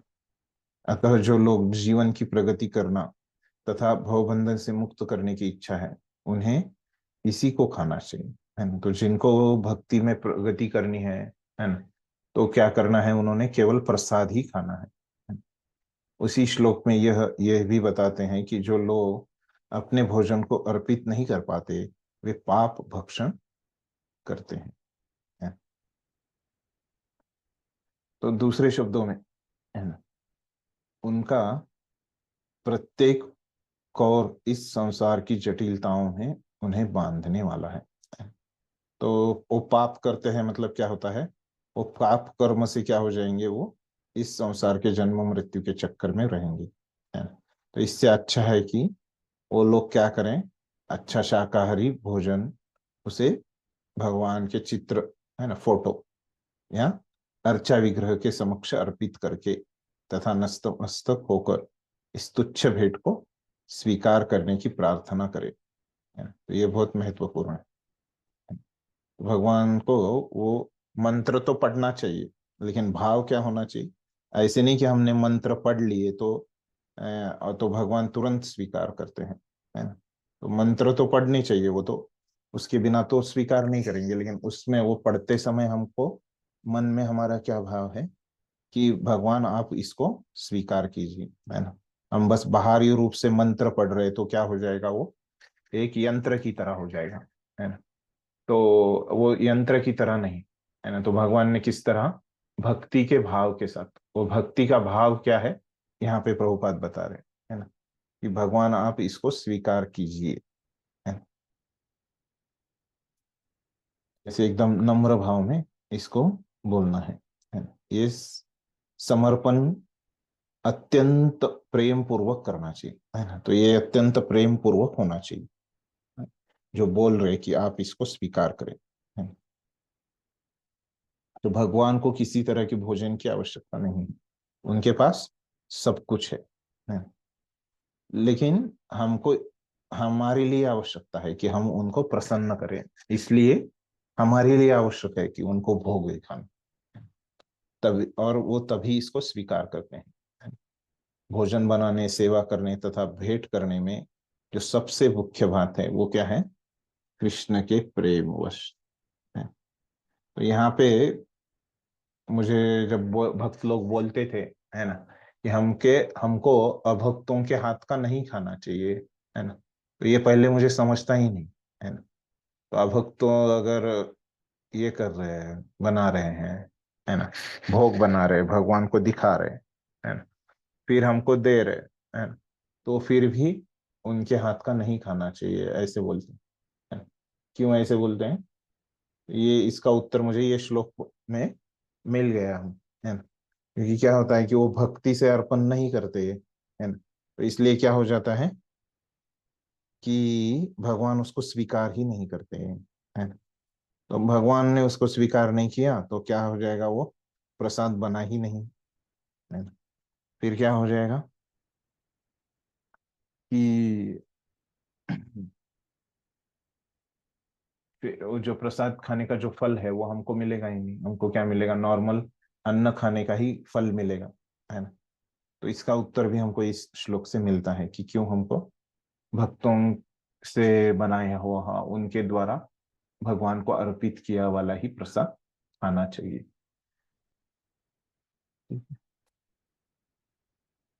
फिर आगे प्रभुपाद क्या बता रहे कि वे मायावादी चिंतक भगवद गीता के इस श्लोक का अर्थ नहीं समझ सकेंगे, जो यह मानकर चलते हैं कि पर ब्रह्म इंद्रिय रहित है। तो हम भगवान को एक व्यक्ति समझ के, है ना, भगवान को भोग लगाते हैं, लेकिन वो लोग तो बोलते हैं कि भगवान क्या है, ये व्यक्ति नहीं है ना, तो उनको इंद्रिय नहीं है ना। इस तरह से उनको लगता है, वो दिव्य होने के कारण उनको इंद्रिय नहीं है, ऐसे उनको लगता है। तो ये सब जो बताया गया है वो क्या है, एक रूपक है ना। बस एक काल्पनिक है, ऐसे उनको लगते रहता है। और ये तो बस भगवान ऐसे एक कल्पना करते हैं, है ना, इस प्रकार से उनको लगता है। और लेकिन वास्तविकता में क्या है, कृष्ण इंद्रियों से युक्त है। कहा गया है कि उनकी इंद्रियां परस्पर परिवर्तनशील है। लेकिन सच्चाई क्या है, ऐसे तो मायावादियों का कहना है ना। वास्तविकता मतलब सच्चाई वो क्या है कि भगवान को तो इंद्रियां हैं, क्योंकि वो व्यक्ति है। हमारे इंद्रियों से उनकी इंद्रियां अलग है ना। उनकी इंद्रियां सच्चिदानंद है, हमारी इंद्रियां भौतिक है ना? लेकिन उसमें और एक विशेषता है ना। वो सच्चिदानंद है, लेकिन हम क्या कर सकते हैं, जो लिखने का कार्य है ना, अभी मैं करूंगा तो वो क्या करूंगा, मैं अपने हाथों से ही करूंगा, है ना। मैं अपने नाक से, आंख से, कान से नहीं लिख सकता, है ना। वो शक्ति मेरे पास है नहीं, मेरे इंद्रियों में, है ना। क्यों ऐसे है नहीं, क्योंकि मेरी इंद्रियां सामान्य इंद्रियां है ना। लेकिन भगवान की इंद्रियां कैसे हैं, विशेष है, सच्चिदानंद है। इसलिए क्या हो जाता है, तो भगवान क्या करते हैं, बस देख कर, है ना, जो उनकी आंखें हैं उन्होंने बस देखा भी, हमने जो भोग उनको अर्पित किया है ना, उसको अगर भगवान देखेंगे भी तो वो आंखों से क्या कर सकते हैं, अपने मुख का काम कर सकते हैं, जो खाने का है ना, उसी से भगवान ग्रहण कर सकते हैं।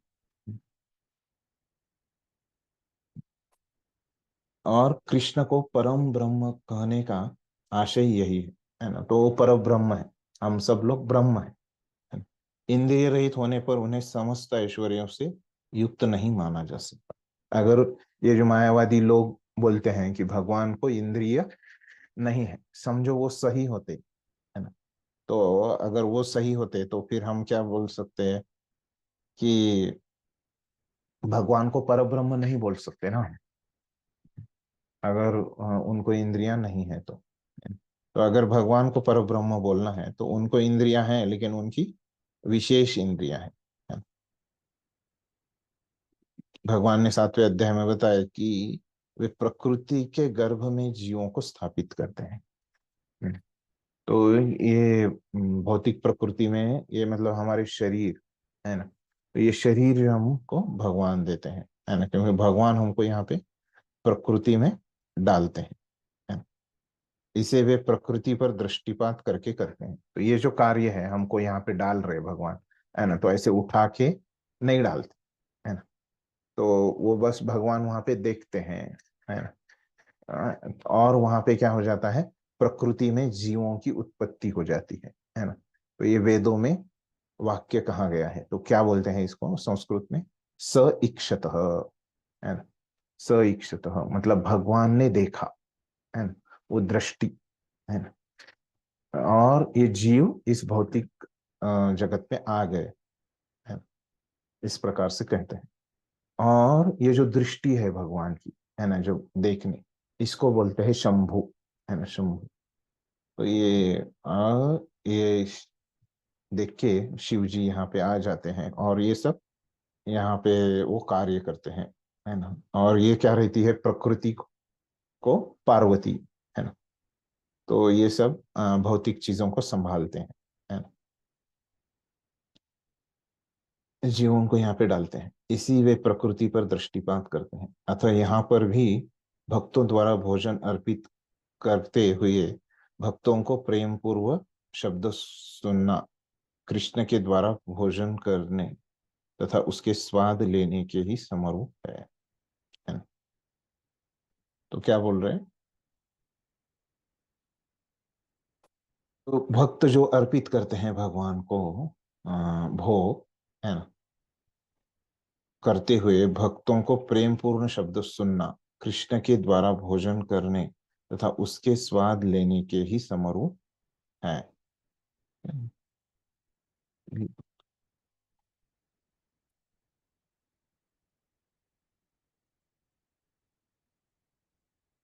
उनको प्रेम पूर्ण शब्द सुनना क्या है, इसका अर्थ नहीं समझ में आ रहा।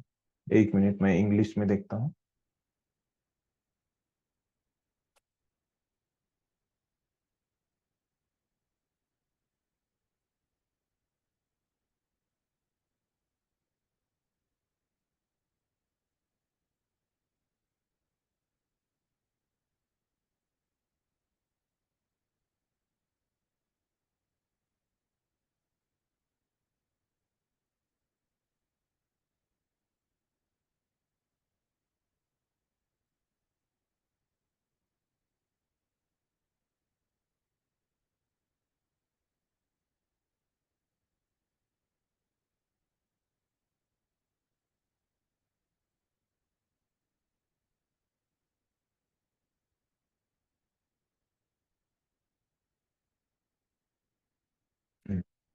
तो यहाँ पे थोड़ा सा वो भाषांतर में मुझे उतना समझ नहीं रहा है, लेकिन देखिए इंग्लिश में क्या लिखा है प्रभुपाद ने कि, तो यहाँ पे प्रभुपाद लिख रहे हैं, तो यहाँ तक स्पष्ट किया है भाषांतर, इसे वे प्रकृति पर दृष्टिपात करके करते हैं, है ना। तो अतः यहाँ पर भी भक्तों द्वारा भोजन अर्पित करते हुए भक्तों को प्रेम पूर्ण शब्द सुनना, है ना। आपके किताब में भी ऐसे किताब है क्या, किसी के पास ऐसे सेम है क्या, यहाँ पे मैं जो दिखा रहा हूँ वही है क्या, अलग है थोड़ा? सेम है प्रभु जी, वैसे ही सेम है। सेम है प्रभु। ओके, ठीक है। इसका अर्थ क्या है फिर देखिए समझ लीजिए। तो यहाँ पे प्रभु आगे यहाँ से बोल रहे हैं कि यहाँ पे लिख रहे हैं प्रभुपाद कि यहाँ पे जो ये बताया है ना प्रभुपाद ने अभी तक, है ना। तो यहाँ पे आगे प्रभुपाद बोल रहे हैं कि भगवान जो सुनते हैं, है ना, क्या सुनते हैं, जो उनका गुणगान किया है भक्तों ने, है ना। क्यों भक्त उनका गुणगान करते हैं, क्योंकि भक्तों का प्रेम रहता है भगवान के प्रति, है ना।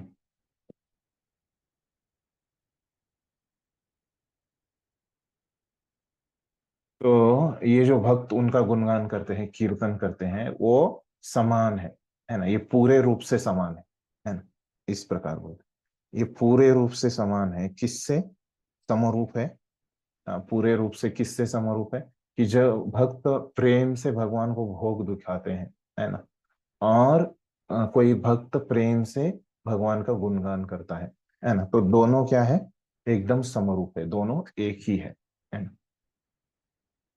तो मतलब यहाँ पे क्या बता रहे प्रभुपाद कि जैसे भक्तों ने ही भगवान को भोग दिखाना चाहिए, तो वैसे भगवान का जो गुणगान है वो किसने करना चाहिए, भक्तों ने ही करना चाहिए, है ना।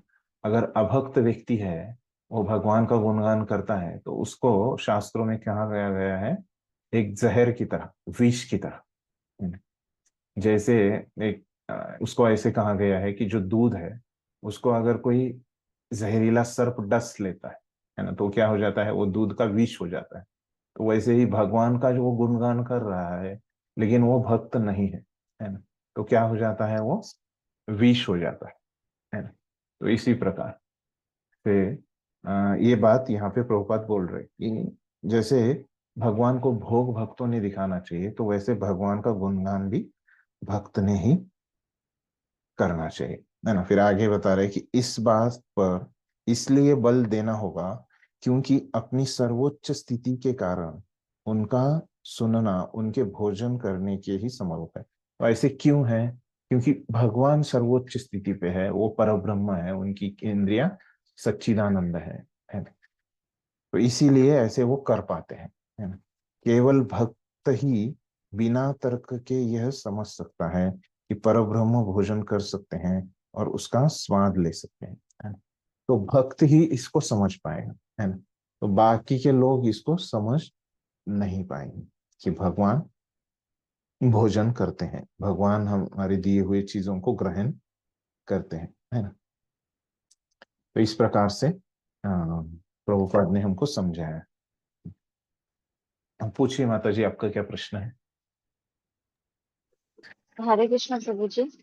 हम्म। प्रभु जी, आपने जैसा कि अभी बोला कि जो अभक्त होते हैं तो वो अगर कुछ भगवान को अर्पित करते हैं तो भगवान उसको नहीं लेते हैं। भगवान सिर्फ भक्त के मतलब भक्त जो करते हैं अर्पण उसी के उसी से भगवान लेते हैं। तो प्रभु जी, कभी कभी क्या होता है, जैसे प्रीचिंग के टाइम में हम देखते हैं जब न्यू न्यू कोई मतलब भक्ति में आते हैं प्रभु जी, मतलब एस्पायरिंग है ऐसा, मतलब उनको अच्छा लगता है, आते हैं क्लासेस में भी हम देखे हैं, हमारे इधर भी बहुत सारे प्रीचिंग जो होते हैं वहां पर भी जैसे रथ के टाइम ऐसे बहुत सारे डिवोटीज थे जो मतलब क्लास वगैरह करते हैं हमारे कॉन्ग्रेगेशन में बहुत दिन से, लेकिन अभी उन लोग घर में भोगा वगैरह नहीं बनाते प्रभु जी। लेकिन वो लोग आते हैं क्लासेस वगैरह में, जानते हैं क्या है नहीं है, लेकिन वो लोग क्या मतलब उन लोग का भी मन में होता है कि हम भी कुछ भगवान के लिए ला सकते हैं क्या, जगन्नाथ को ऑफर कर सकते हैं क्या। तो उनका भाव अच्छा है भगवान के प्रति, प्रेम भी है और दिखता भी है प्रभु जी क्या है नहीं है, लेकिन उन लोग डिवोटी नहीं है। मतलब एक तरफ से चैंटिंग भी करते हैं, सब कुछ करते हैं, लेकिन अभी तुलसी माला नहीं लिए हैं जैसे, तो क्या उसको क्या बोल सकते हैं प्रभु जी? वो तो फिर भगवान को ऑफर कर रहे हैं बनाकर, हम लोग बोलते हैं हाँ कर सकते हैं, क्योंकि उनको हम डायरेक्ट बोल भी नहीं सकते, क्योंकि अभी जस्ट हम लोग नए आ रहे हैं, जान रहे हैं क्या है नहीं है। हम तुरंत अगर उनको कुछ बोल देते हैं, नहीं अभी तो आप डिवोटी नहीं बने हैं तो आप नहीं दे सकते भगवान को, भगवान में नहीं लेंगे, तो वो तो अलग कुछ उनके ऊपर हो जाता है। तो हम उनको बोलते हैं कि नहीं आप ला सकते हैं, लेकिन अच्छा से बनाकर, मतलब उनका बर्तन वगैरह अलग रहता है प्रभु जी, भगवान के लिए सब कुछ अलग से उन्होंने बनाकर पूरा अच्छे से लाते हैं। तो यही है, लेकिन वो लोग अभी भी शायद प्याज लहसुन लेते हैं, क्या है नहीं है मुझे उतना पता नहीं, लेकिन वो लोग मतलब तुलसी माला नहीं है अभी, जो कनेक्ट हुए हैं हमारे साथ जो, मतलब मेरा यही कहना है प्रभु जी, जो नए आ रहे हैं भक्ति में, जो प्रीचिंग के लिए जैसे हम लोग को ये फेस करना पड़ता है ये सब चीज, तो उसको हम कैसे दिल, और आप जैसे बोले कि इसको अगर हम लेते हैं तो वो अलग तरीके से हमारे ऊपर इफेक्ट आता है, तो हम तो ले भी लेते हैं प्रभु जी, ऐसे बहुत बार होता है होगा लगाकर, तो हमें क्या करना चाहिए, मतलब कैसे हम डील करें उन लोगों के साथ सिचुएशन? जैसे उनको बोलना चाहिए कि आप आपके घर पे चित्र को अर्पण करके आप खुद ग्रहण कर लीजिए, है ना। और हमको आचार्य बताते हैं कि किस प्रकार से उनका भोग लेना चाहिए या नहीं लेना चाहिए, है ना। तो वैसे भी मंदिर में जो भगवान को भोग बनाते हैं और अर्चा विग्रह में वो जो रोजाना अर्पित करते हैं, है ना। तो ये जो अर्पित करते हैं, तो उसके लिए क्या है, है कि ब्राह्मण दीक्षा की योग्यता रहती है ना। लेकिन जो उत्सवों के दिन क्या बोलते हैं कि आप आपके घर से भी बना के लेके आ सकते हैं। तो वो हमारे इस्कॉन के जो नियम है ना, तो उसके अनुसार हमारे आचार्यों ने वो तय किया है ना, कि वो ऐसे उत्सवों के दिन वो लोग भी लेके, कोई भी अपने घर पे बना के लेके आ सकता है ना। तो हमको भी उसी तरह से वो पालन करना चाहिए, हमारे जो वरिष्ठों ने बताया है ना, कि रोज के नहीं, लेकिन जिस दिन भगवान के उत्सव रहते हैं, है ना, जैसे बलराम जयंती है, जिस दिन वो भगवान को अर्पित होता है ना, जन्माष्टमी है ना, गौर पूर्णिमा है, नित्यानंद त्रयोदशी, इस दिन बोलते हैं कि रथ यात्रा के दिन कि आप भक्त भी घर से भोग लेके आ सकते हैं और मंदिर में यहाँ पे जमा कर सकते हैं भगवान को अर्पण करने के लिए, है ना। तो वो ठीक है, उसमें से अगर हम ले रहे हैं तो, है ना। लेकिन फिर ऐसे उनको बता सकते हैं कि रोज ऐसे नहीं होता, आपको अगर भगवान को दिखाने के लिए लेके आना है तो ऐसे उत्सवों के दिन आप लेके आइए, ऐसे उनको बोल सकते हैं, है ना। इस तरह से उनको बता सकते हैं, मतलब उनको बुरा नहीं लगेगा कि भगवान को अर्पण करने की एक पद्धतियां होती है ना। तो इस प्रकार से बता सकते हैं, आप उत्सव के दिन लेके आइए, है ना। ठीक है ना। यस प्रभु जी, वो उत्सव के दिन ही, मतलब रथ का जो 7 डेज का प्रोग्राम हमारे इधर थोड़ा बड़ा करके होता है एक्चुअली, 7 डेज हाँ, वो जगन्नाथ मंदिर में रहते हैं, तो डेली आपके जो कोई ना कोई भोगा लाते हैं। तो मैं वही बोल रही हूँ फेस्टिवल में, मतलब वो लाते हैं, वही मैं बोल रही हूँ कि फेस्टिवल में तो एटलीस्ट मतलब हम लोग बोलते हैं हाँ ला सकते हैं ये बात।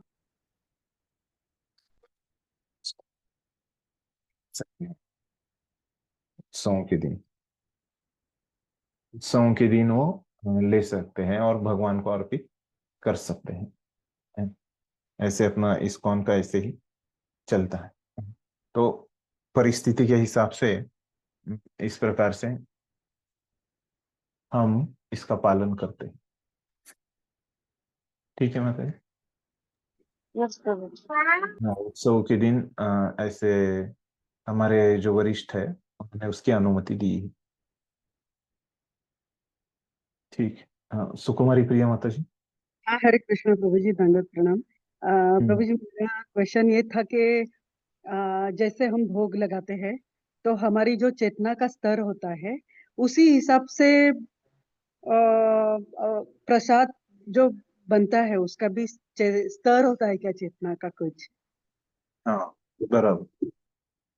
तो यही बात आपका जो प्रश्न है उसका उत्तर इस श्लोक के टीका में लिखा है विश्वनाथ चक्रवर्ती ठाकुर ने।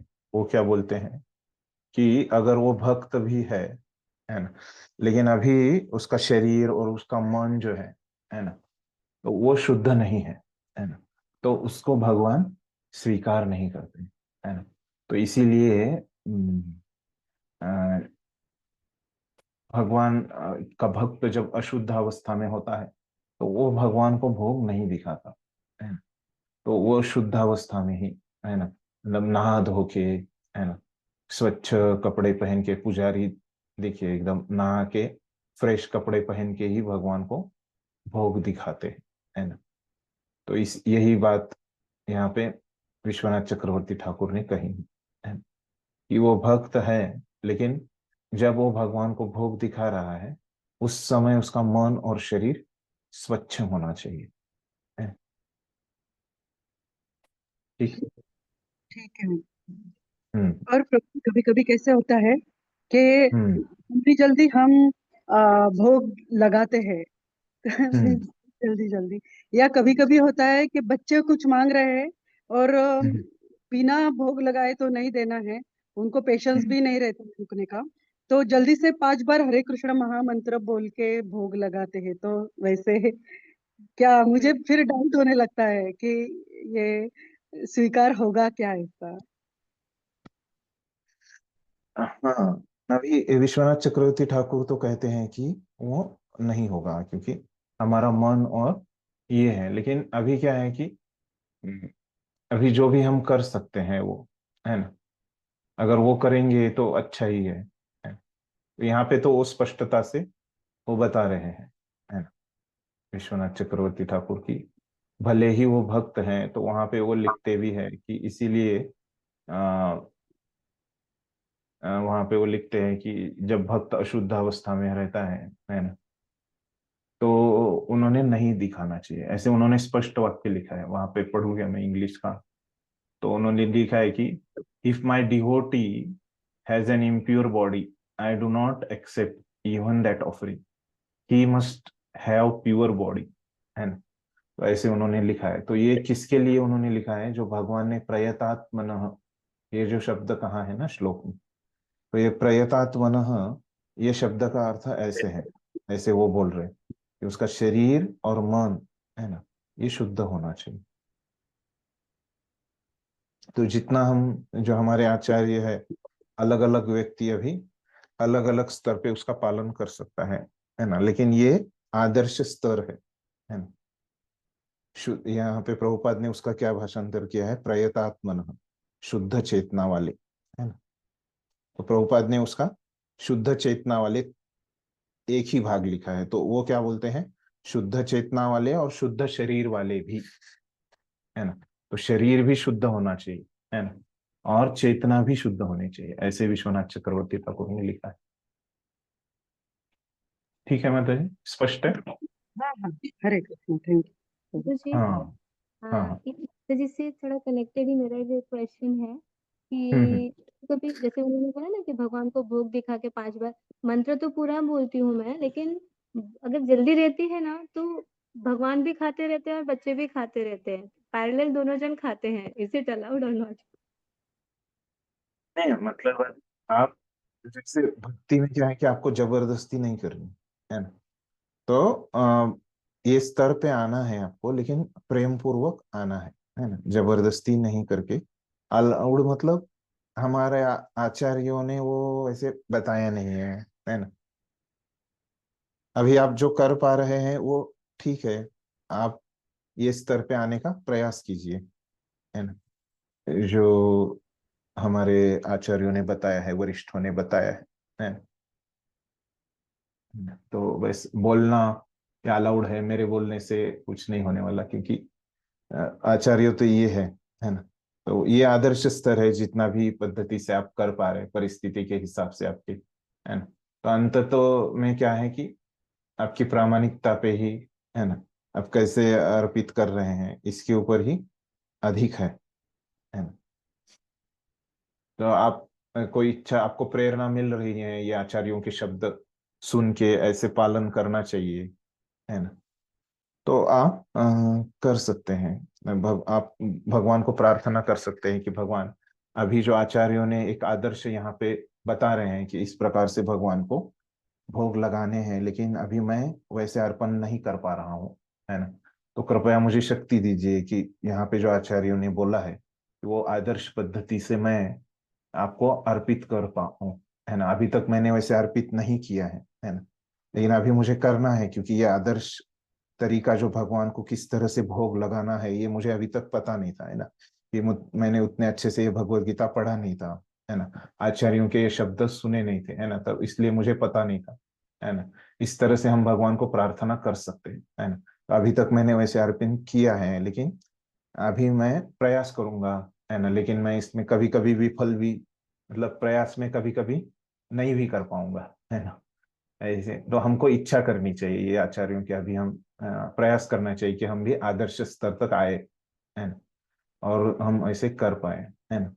तो अभी इसमें तो हम कुछ बोल नहीं सकते ना, क्योंकि इतने हम ये नहीं है कि, तो जो भी आचार्यों ने बोलना है वो वैसे के वैसा हम स्वीकार करके उसको अप्लाई करने का प्रयास करना चाहिए। यही हमारा भाव होना चाहिए। अगर हम कभी नहीं कर पा रहे तो अभी क्या कर सकते हैं, अगर नहीं कर पाए तो फिर से हमको करने का फिर से प्रयास करना चाहिए। जैसे अभी मन तो है हमारा, जप में हम बोलते हैं कि वो बिल्कुल विचलित नहीं होता है ना। लेकिन अभी हो गया तो क्या बोलते हैं हमारे आचार्य कि उसको वापिस लेके आओ, है ना। तो वही ये भगवान को भोग लगाने की ये आदर्श पद्धति है ना, जो आचार्य बता रहे हैं। अभी वहां से अगर आदर्श पद्धति जब की क्या है कि हम भगवान पे अपना पूरे मन से, मन वहां पे उपस्थित रह के हम भगवान का हरि नाम ले, है ना। हर एक जो हरे कृष्ण महामंत्र, हर एक माला का जो है ना, वहां पे सब हरे कृष्ण महामंत्र हमने ध्यान से सुनने चाहिए, है ना। ऐसे है क्या कि आ, नहीं सुन, कुछ महामंत्र छोड़ देने चाहिए, ऐसे हमारे आचार्य नहीं बताते, है ना। तो वैसे वो है, तो उसी प्रकार से हमको भी क्या करना है, ये भगवान का जो भोग है इस प्रकार से आदर्श पद्धति से हमको लगाना है। अगर हम नहीं लगा पा रहे तो भगवान से प्रार्थना करना है ना, कि भगवान मैं इसे आदर्श पद्धति से लगा पाऊं, है ना। और हमको भी प्रयास करते रहना चाहिए, ऐसे हमको याद दिलाना चाहिए, बार बार सुनना चाहिए कि यह आदर्श पद्धति क्या है भगवान को भोग लगाने की, है ना। अभी हम कर रहे तो उसको नहीं बोल सकते कि वो सही है या गलत है, वो नहीं बता सकते। वो तो हमारी चेतना के ऊपर है, हमारी परिस्थिति वहां पे कैसी है ना, उस समय उसके ऊपर है ना। ऐसे सही गलत उसमें कुछ नहीं है, लेकिन ये आचार्यों ने जो बोला है वो उस स्तर पे हमको आने का प्रयास करना चाहिए। ठीक है, हम कौन से भी स्तर पे रहे, है ना, वहां से हमको इधर आना है, ये हमारा ध्येय है। ठीक है, क्लियर है। अभी शंका है कुछ? हाँ।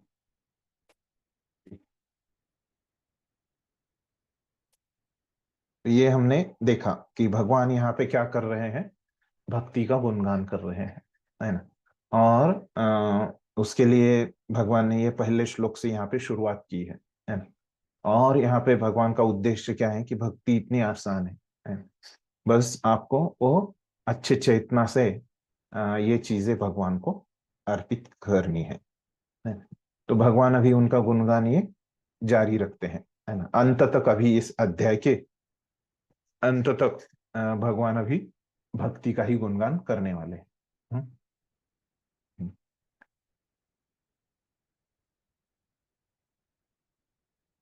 तो अभी भगवान ने इतना शुरू में ही इतना बताया कि भक्ति करना इतना आसान है।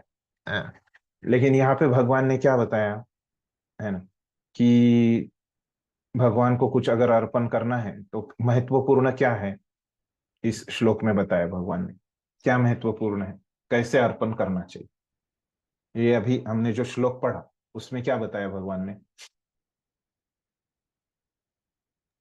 भक्ति प्रेम, प्रेम पूर्वक हमें कुछ भी अर्पित हाँ, करते अभी प्रेम तो होना बहुत चाहिए। भक्तों ने प्रश्न पूछा, है ना, लेकिन मैंने अभी वो आगे आएगा इसलिए उस समय बताया कि जो भी आप कर रहे हैं, तो मैंने क्या बताया कि वो आप कीजिए, लेकिन ये आदर्श स्तर पे आइए।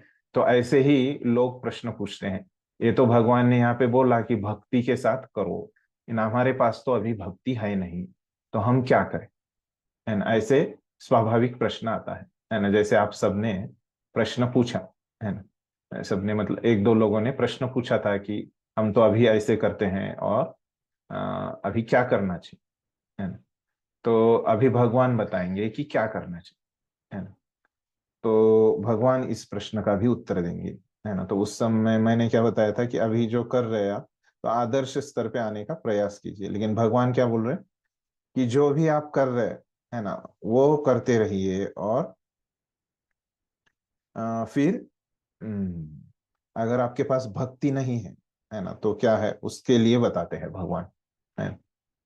तो अगर भक्ति नहीं है तो जो भी आप कर रहे हैं, यत करोषि यद अश्नासी, है ना, जो भी आप कर रहे हैं, जो भी आप खा रहे हैं, है ना, वो उसको क्या कीजिए, मुझे अर्पित कीजिए। यद जुहोसी ददासी यद तपस्यसि कौन्तेय, जो भी आप तपस्या कर रहे हैं कुंती पुत्र, तुम जो भी तपस्या कर रहे हो, तत्कुरुष्व मदर्पणम, वो तपस्या क्या करो, वो तपस्या को मुझको अर्पण करो, है ना, भेंट के रूप में मुझे अर्पण करो। तो क्या बोल रहे प्रभुपाद, हे कुंती पुत्र, तुम जो कुछ करते हो, जो कुछ खाते हो, जो कुछ अर्पित करते हो, या जो कुछ भी दान देते हो, और जो भी तपस्या करते हो, वो मुझे अर्पित करो, है ना।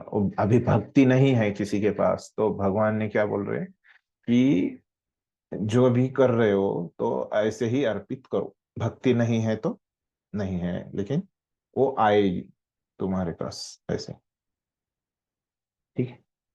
अगर भक्ति नहीं है तो भी अर्पित करो, है ना, लेकिन एक दिन आएगी, है ना? ठीक है। तो इसीलिए भगवान को अर्पित करना चाहिए, है ना। अभी हमारे पहले तो भक्ति से अर्पित करेंगे, तो वो भक्त लोग करेंगे, लेकिन अभी हमारे पास उतनी है नहीं, तो हम साधना कर सकते हैं कि बिना भक्ति के ऐसे अर्पित करके फिर वो भक्ति आएगी, है ना, जो हम हरि नाम ले रहे हैं, अन्य चीजें कर रहे हैं उससे। ठीक है, अर्थ स्पष्ट है, तात्पर्य पड़ी माताजी। 9.27 तात्पर्य। इस प्रकार यह प्रत्येक व्यक्ति का कर्तव्य है कि अपने जीवन को इस प्रकार ढाले कि वह किसी भी दशा में कृष्ण को न भूले। प्रत्येक व्यक्ति को अपने जीवन निर्वाह के लिए कर्म करना पड़ता है, और कृष्ण यहाँ पर आदेश देते हैं कि हर व्यक्ति उनके लिए ही कर्म करे। प्रत्येक व्यक्ति को जीवित रहने के लिए कुछ न कुछ खाना पड़ता है, अतः उसे चाहिए कि कृष्ण को अर्पित भोजन के उच्छिष्ट को ग्रहण करें।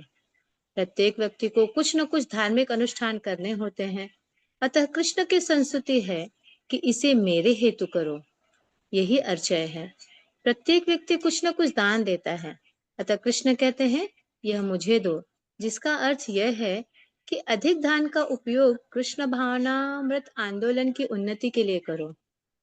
आजकल लोग ध्यान विधि के प्रति विशेष रुचि दिखाते हैं, यद्यपि इस युग के लिए यह व्यवहारिक नहीं है, किंतु यदि कोई 24 घंटे हरे कृष्ण का जप अपनी माला पे करे तो यह निश्चित रूप से महानतम ध्यानी तथा योगी है, जिसकी पुष्टि भगवत गीता के 6ठे अध्याय में की गई है। हरे कृष्ण। धन्यवाद।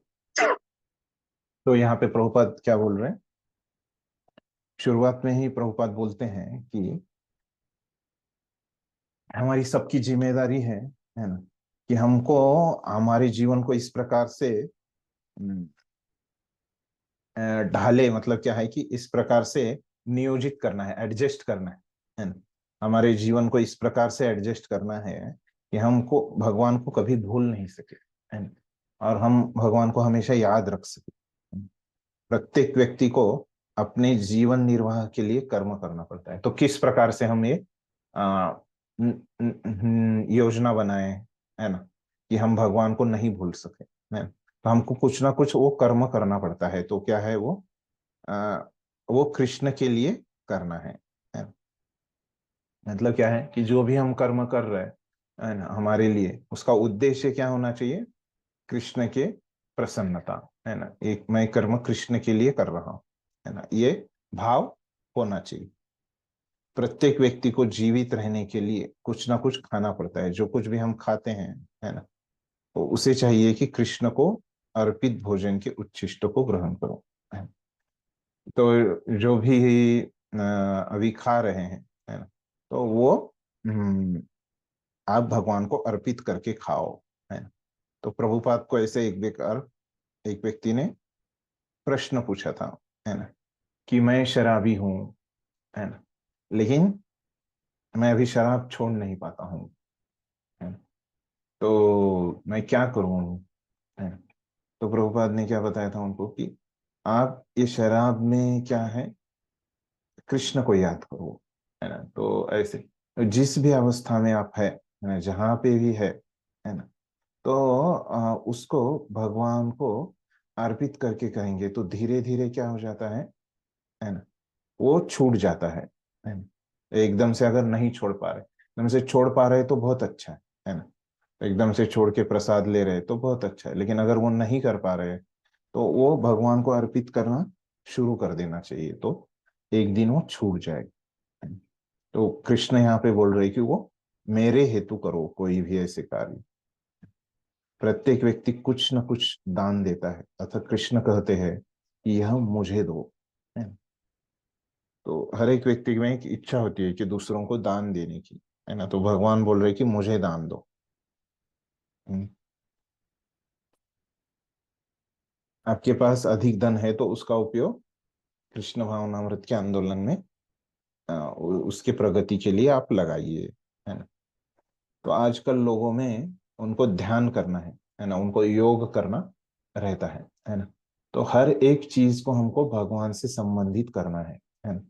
तो प्रभुपाद बोल रहे ये जो योग है ना, तो ये क्या है कि शरीर का योग तो ठीक है, शरीर के लिए अच्छा रहने के लिए कर रहे हैं, लेकिन लोगों को क्या रहता है, ध्यान एक करना रहता है ना, योग करना रहता है। लेकिन वास्तव में ये ध्यान अगर आपको कृष्ण के लिए करना है तो वो आप कैसे कर सकते हैं, ये हरे कृष्ण महामंत्र के जप के द्वारा ही आप ये ध्यान कर सकते हैं। ये भगवान ने छठे अध्याय के आखिरी श्लोक में योगी नाम अपि सर्वेशम मदगतेन अंतरात्मना,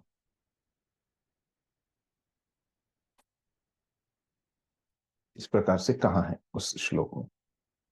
ठीक। तो यहाँ पे क्या बताया भगवान ने, और भी नीचे वाले स्तर में, है ना, भक्ति का गुणगान करते समय भगवान आ गए हैं, है ना। तो भगवान उन्होंने तो बताया कि बहुत पहले बताया कि भक्ति से अर्पण करो, अगर भक्ति नहीं है तो जो भी कर खा रहे हैं, है ना, जो भी है वो ऐसे ही अर्पण करो, है ना। इस प्रकार से भी हो जाती है भक्ति, और भक्ति से करेंगे तो और भी अच्छा है। नहीं हो रहा है तो जो भी खा रहे, सो रहे, दान दे रहे, वो मेरे लिए करो, ठीक। भगवान को बिना अर्पित किए मत ले लो, इस प्रकार से अभी भगवान ने यहाँ पे कहा है। आचार्य कुछ बोलते हैं क्या अलग से है कि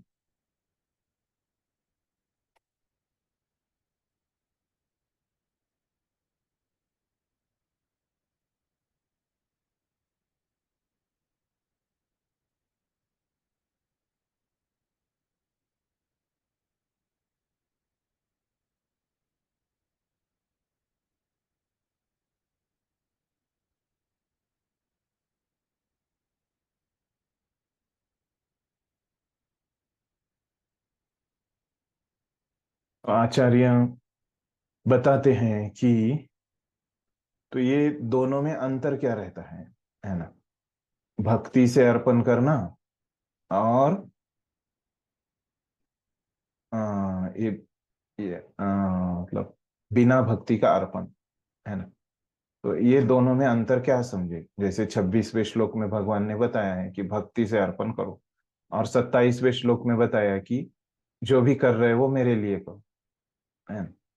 तो ये दोनों में अंतर क्या है फिर, है ना, भक्ति का और बिना भक्ति का। तो उन्होंने बहुत अच्छा बताया है कि जो भक्ति के साथ अर्पण है ना, तो वो क्या है कि अगर कुछ कार्य कर रहे हैं, है ना, तो वो कार्य भक्त श्लोक नंबर 26 से हुआ है या 27 से हुआ है, ये कैसे समझे, है ना। तो श्लोक नंबर 26 से हो गया मतलब भक्ति से हो गया, मतलब क्या है ये वो कार्य जो है उसके शुरू में ही वो जो व्यक्ति कर रहा है उसका उद्देश्य क्या रहता है, वो भगवान की प्रसन्नता के लिए है। वो कार्य क्या है, वो मैं जब करने जा रहा हूँ वो मैं भगवान की प्रसन्नता के लिए ही कर रहा हूँ, ऐसे उसका शुरू में ही उद्देश्य रहता है ना। ये जो अर्थ है वो 26वें श्लोक की तरह। और 27वें श्लोक से क्या होता है कि यत करोषि यद अश्नासि, मतलब क्या होता है, वो कार्य करके उसने कार्य पहले ही कर लिया। उस समय उद्देश्य नहीं था कि वो भगवान के लिए करना है, उस समय उद्देश्य था कि वो उसको खुद के लिए करना है ना। लेकिन वो करने के बाद उसका फल जो आ रहा है, कार्य का कुछ ना कुछ फल आता है ना। तो जब वो फल आ रहा है तो वो व्यक्ति क्या कर रहा है, वो भगवान को अर्पण कर रहा है ना, खुद ग्रहण नहीं कर रहा है। उसने कार्य किया तब उसकी इच्छा नहीं थी भगवान को अर्पण कर, लेकिन जब फल आ गया तो वो फल उसने क्या किया, भगवान को अर्पण किया और फिर उसने ग्रहण किया। भगवान से पहले उसने लिया नहीं, है ना। तो पहले भगवान को अर्पित किया फिर ग्रहण किया, है। तो ये है यद करोषि यद अश्नासि यद जुहोसि ददासि, है। तो इस प्रकार से ये दोनों में अंतर है, ये इस प्रकार का अंतर है, इस ऐसे उन्होंने बताया है विश्वनाथ चक्रवर्ती ठाकुर ने।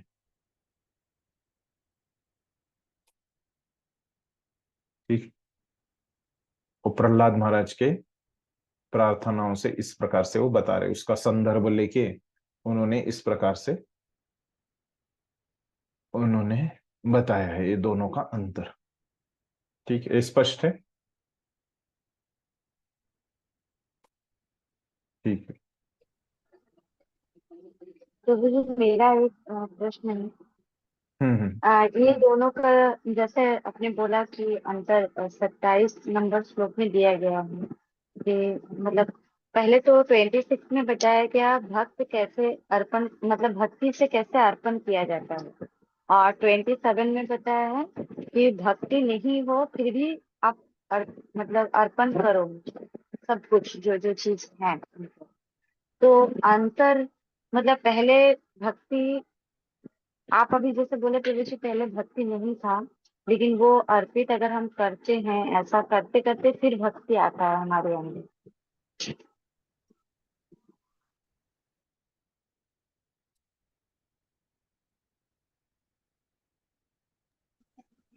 हरे कृष्णा। फिर क्या प्रश्न?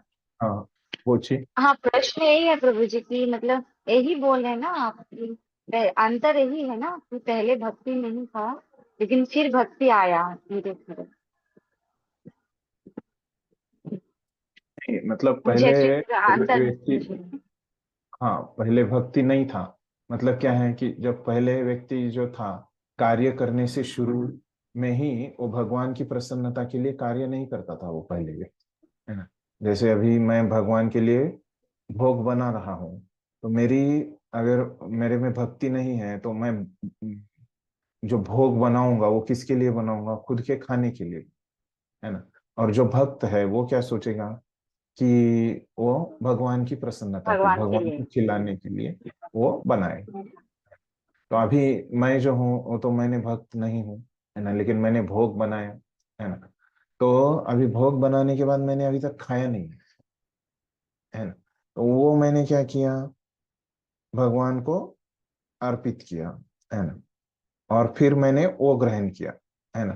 तो ये मैंने जो किया वो कौन से प्रकार की भक्ति हो गई, वो जो यत करोषि यद अश्नासि यद जुहोसि ददासि इस श्लोक में जो बताई है उस प्रकार की हो गई, है ना। ऐसे मैं करते रहूंगा, प्रत्येक समय भोग बनाऊंगा और फिर वो भगवान को अर्पित करके खाऊंगा, है ना। ऐसे मैं करते रहूंगा तो एक दिन क्या हो जाएगा, मैं भोग बनाने से पहले ही इच्छा करूंगा कि ये केवल मैं भगवान के प्रसन्नता के लिए ही बना रहा हूँ, है ना। तो अभी मतलब वो भक्ति वाला वो जो भाव है कि वो भोग बनाने से पहले ही वो भगवान की प्रसन्नता के लिए ही भोग बनाए, ये मेरे में पहले नहीं था, लेकिन मैं मेरे में वो बाद में आ गया, है ना। स्पष्ट हो गया आपको? हाँ, यस प्रभु जी। प्रभु जी, ध्रुव महाराज का भी हम ले सकते हैं क्या एग्जाम्पल? जैसे पहले उन्होंने किया, हम्म। लेकिन पहले उनका इच्छा नहीं था, लेकिन फिर जब वो बाद में करते कुछ रहे फिर उनके अंदर। हो गया ठीक है। बाद जब उनका इच्छा नहीं था तो भगवान ने फिर दिया, उन्होंने, है ना, राज्य उनको दिया, है ना। लेकिन फिर उन्होंने एक कर्तव्य, भगवान बोल रहे, भगवान की प्रसन्नता के लिए किया उन्होंने, है ना, क्योंकि वो भक्त बन गए, उनकी इच्छा नहीं थी, तो भक्त के भाव से उन्होंने फिर किया। ठीक है, हाँ, बोलिए प्रभु जी, आपका क्या प्रश्न? हरे कृष्णा, ये 27वां श्लोक ज्ञान कर्म मिश्रा भक्ति बता रहा है। कृष्ण की पहले से भक्ति तो नहीं था, बाद में भगवान अर्पित किया, बाद में लिया, वो मिश्रा भक्ति हो गए प्रभु, कर्म ज्ञान मिश्रा भक्ति।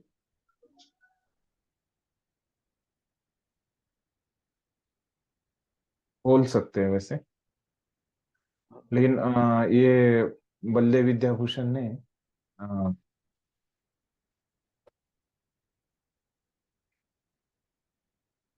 क्या बताया कि ज्ञान मिश्र भक्ति के साथ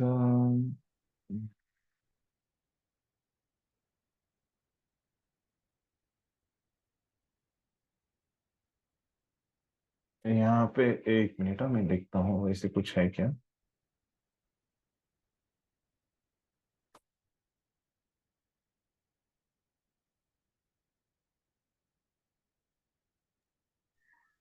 इसमें भक्ति का मिश्रण है प्रभु, पहले ऑफर नहीं करता है, बाद में भगवान को देता है, वो फल एक ऑफर मिनट, करता है बाद में। एक मिनट,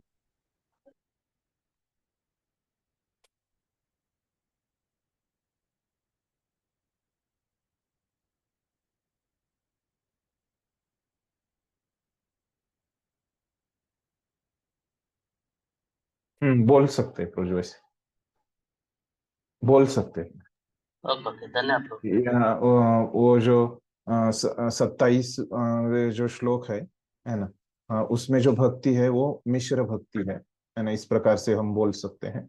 और 26वें जो श्लोक में है वो शुद्ध भक्ति है, केवल भक्ति है ना। ये उसमें पहले से ही वो क्या है, कार्य करने से पहले से ही भक्ति का भाव बोल सकते हैं, आचार्यों ने बोला है उसके बारे में, वैसे बस कंफर्म कर रहा ओके, धन्यवाद प्रभु, धन्यवाद प्रभु। है। ठीक, और किसी को कुछ प्रश्न है?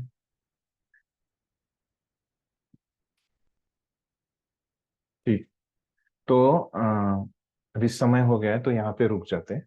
तो 27वां श्लोक हो गया हमारा, कल 28 से चालू करो। तो श्रील प्रभुपाद की जय। हरे कृष्ण।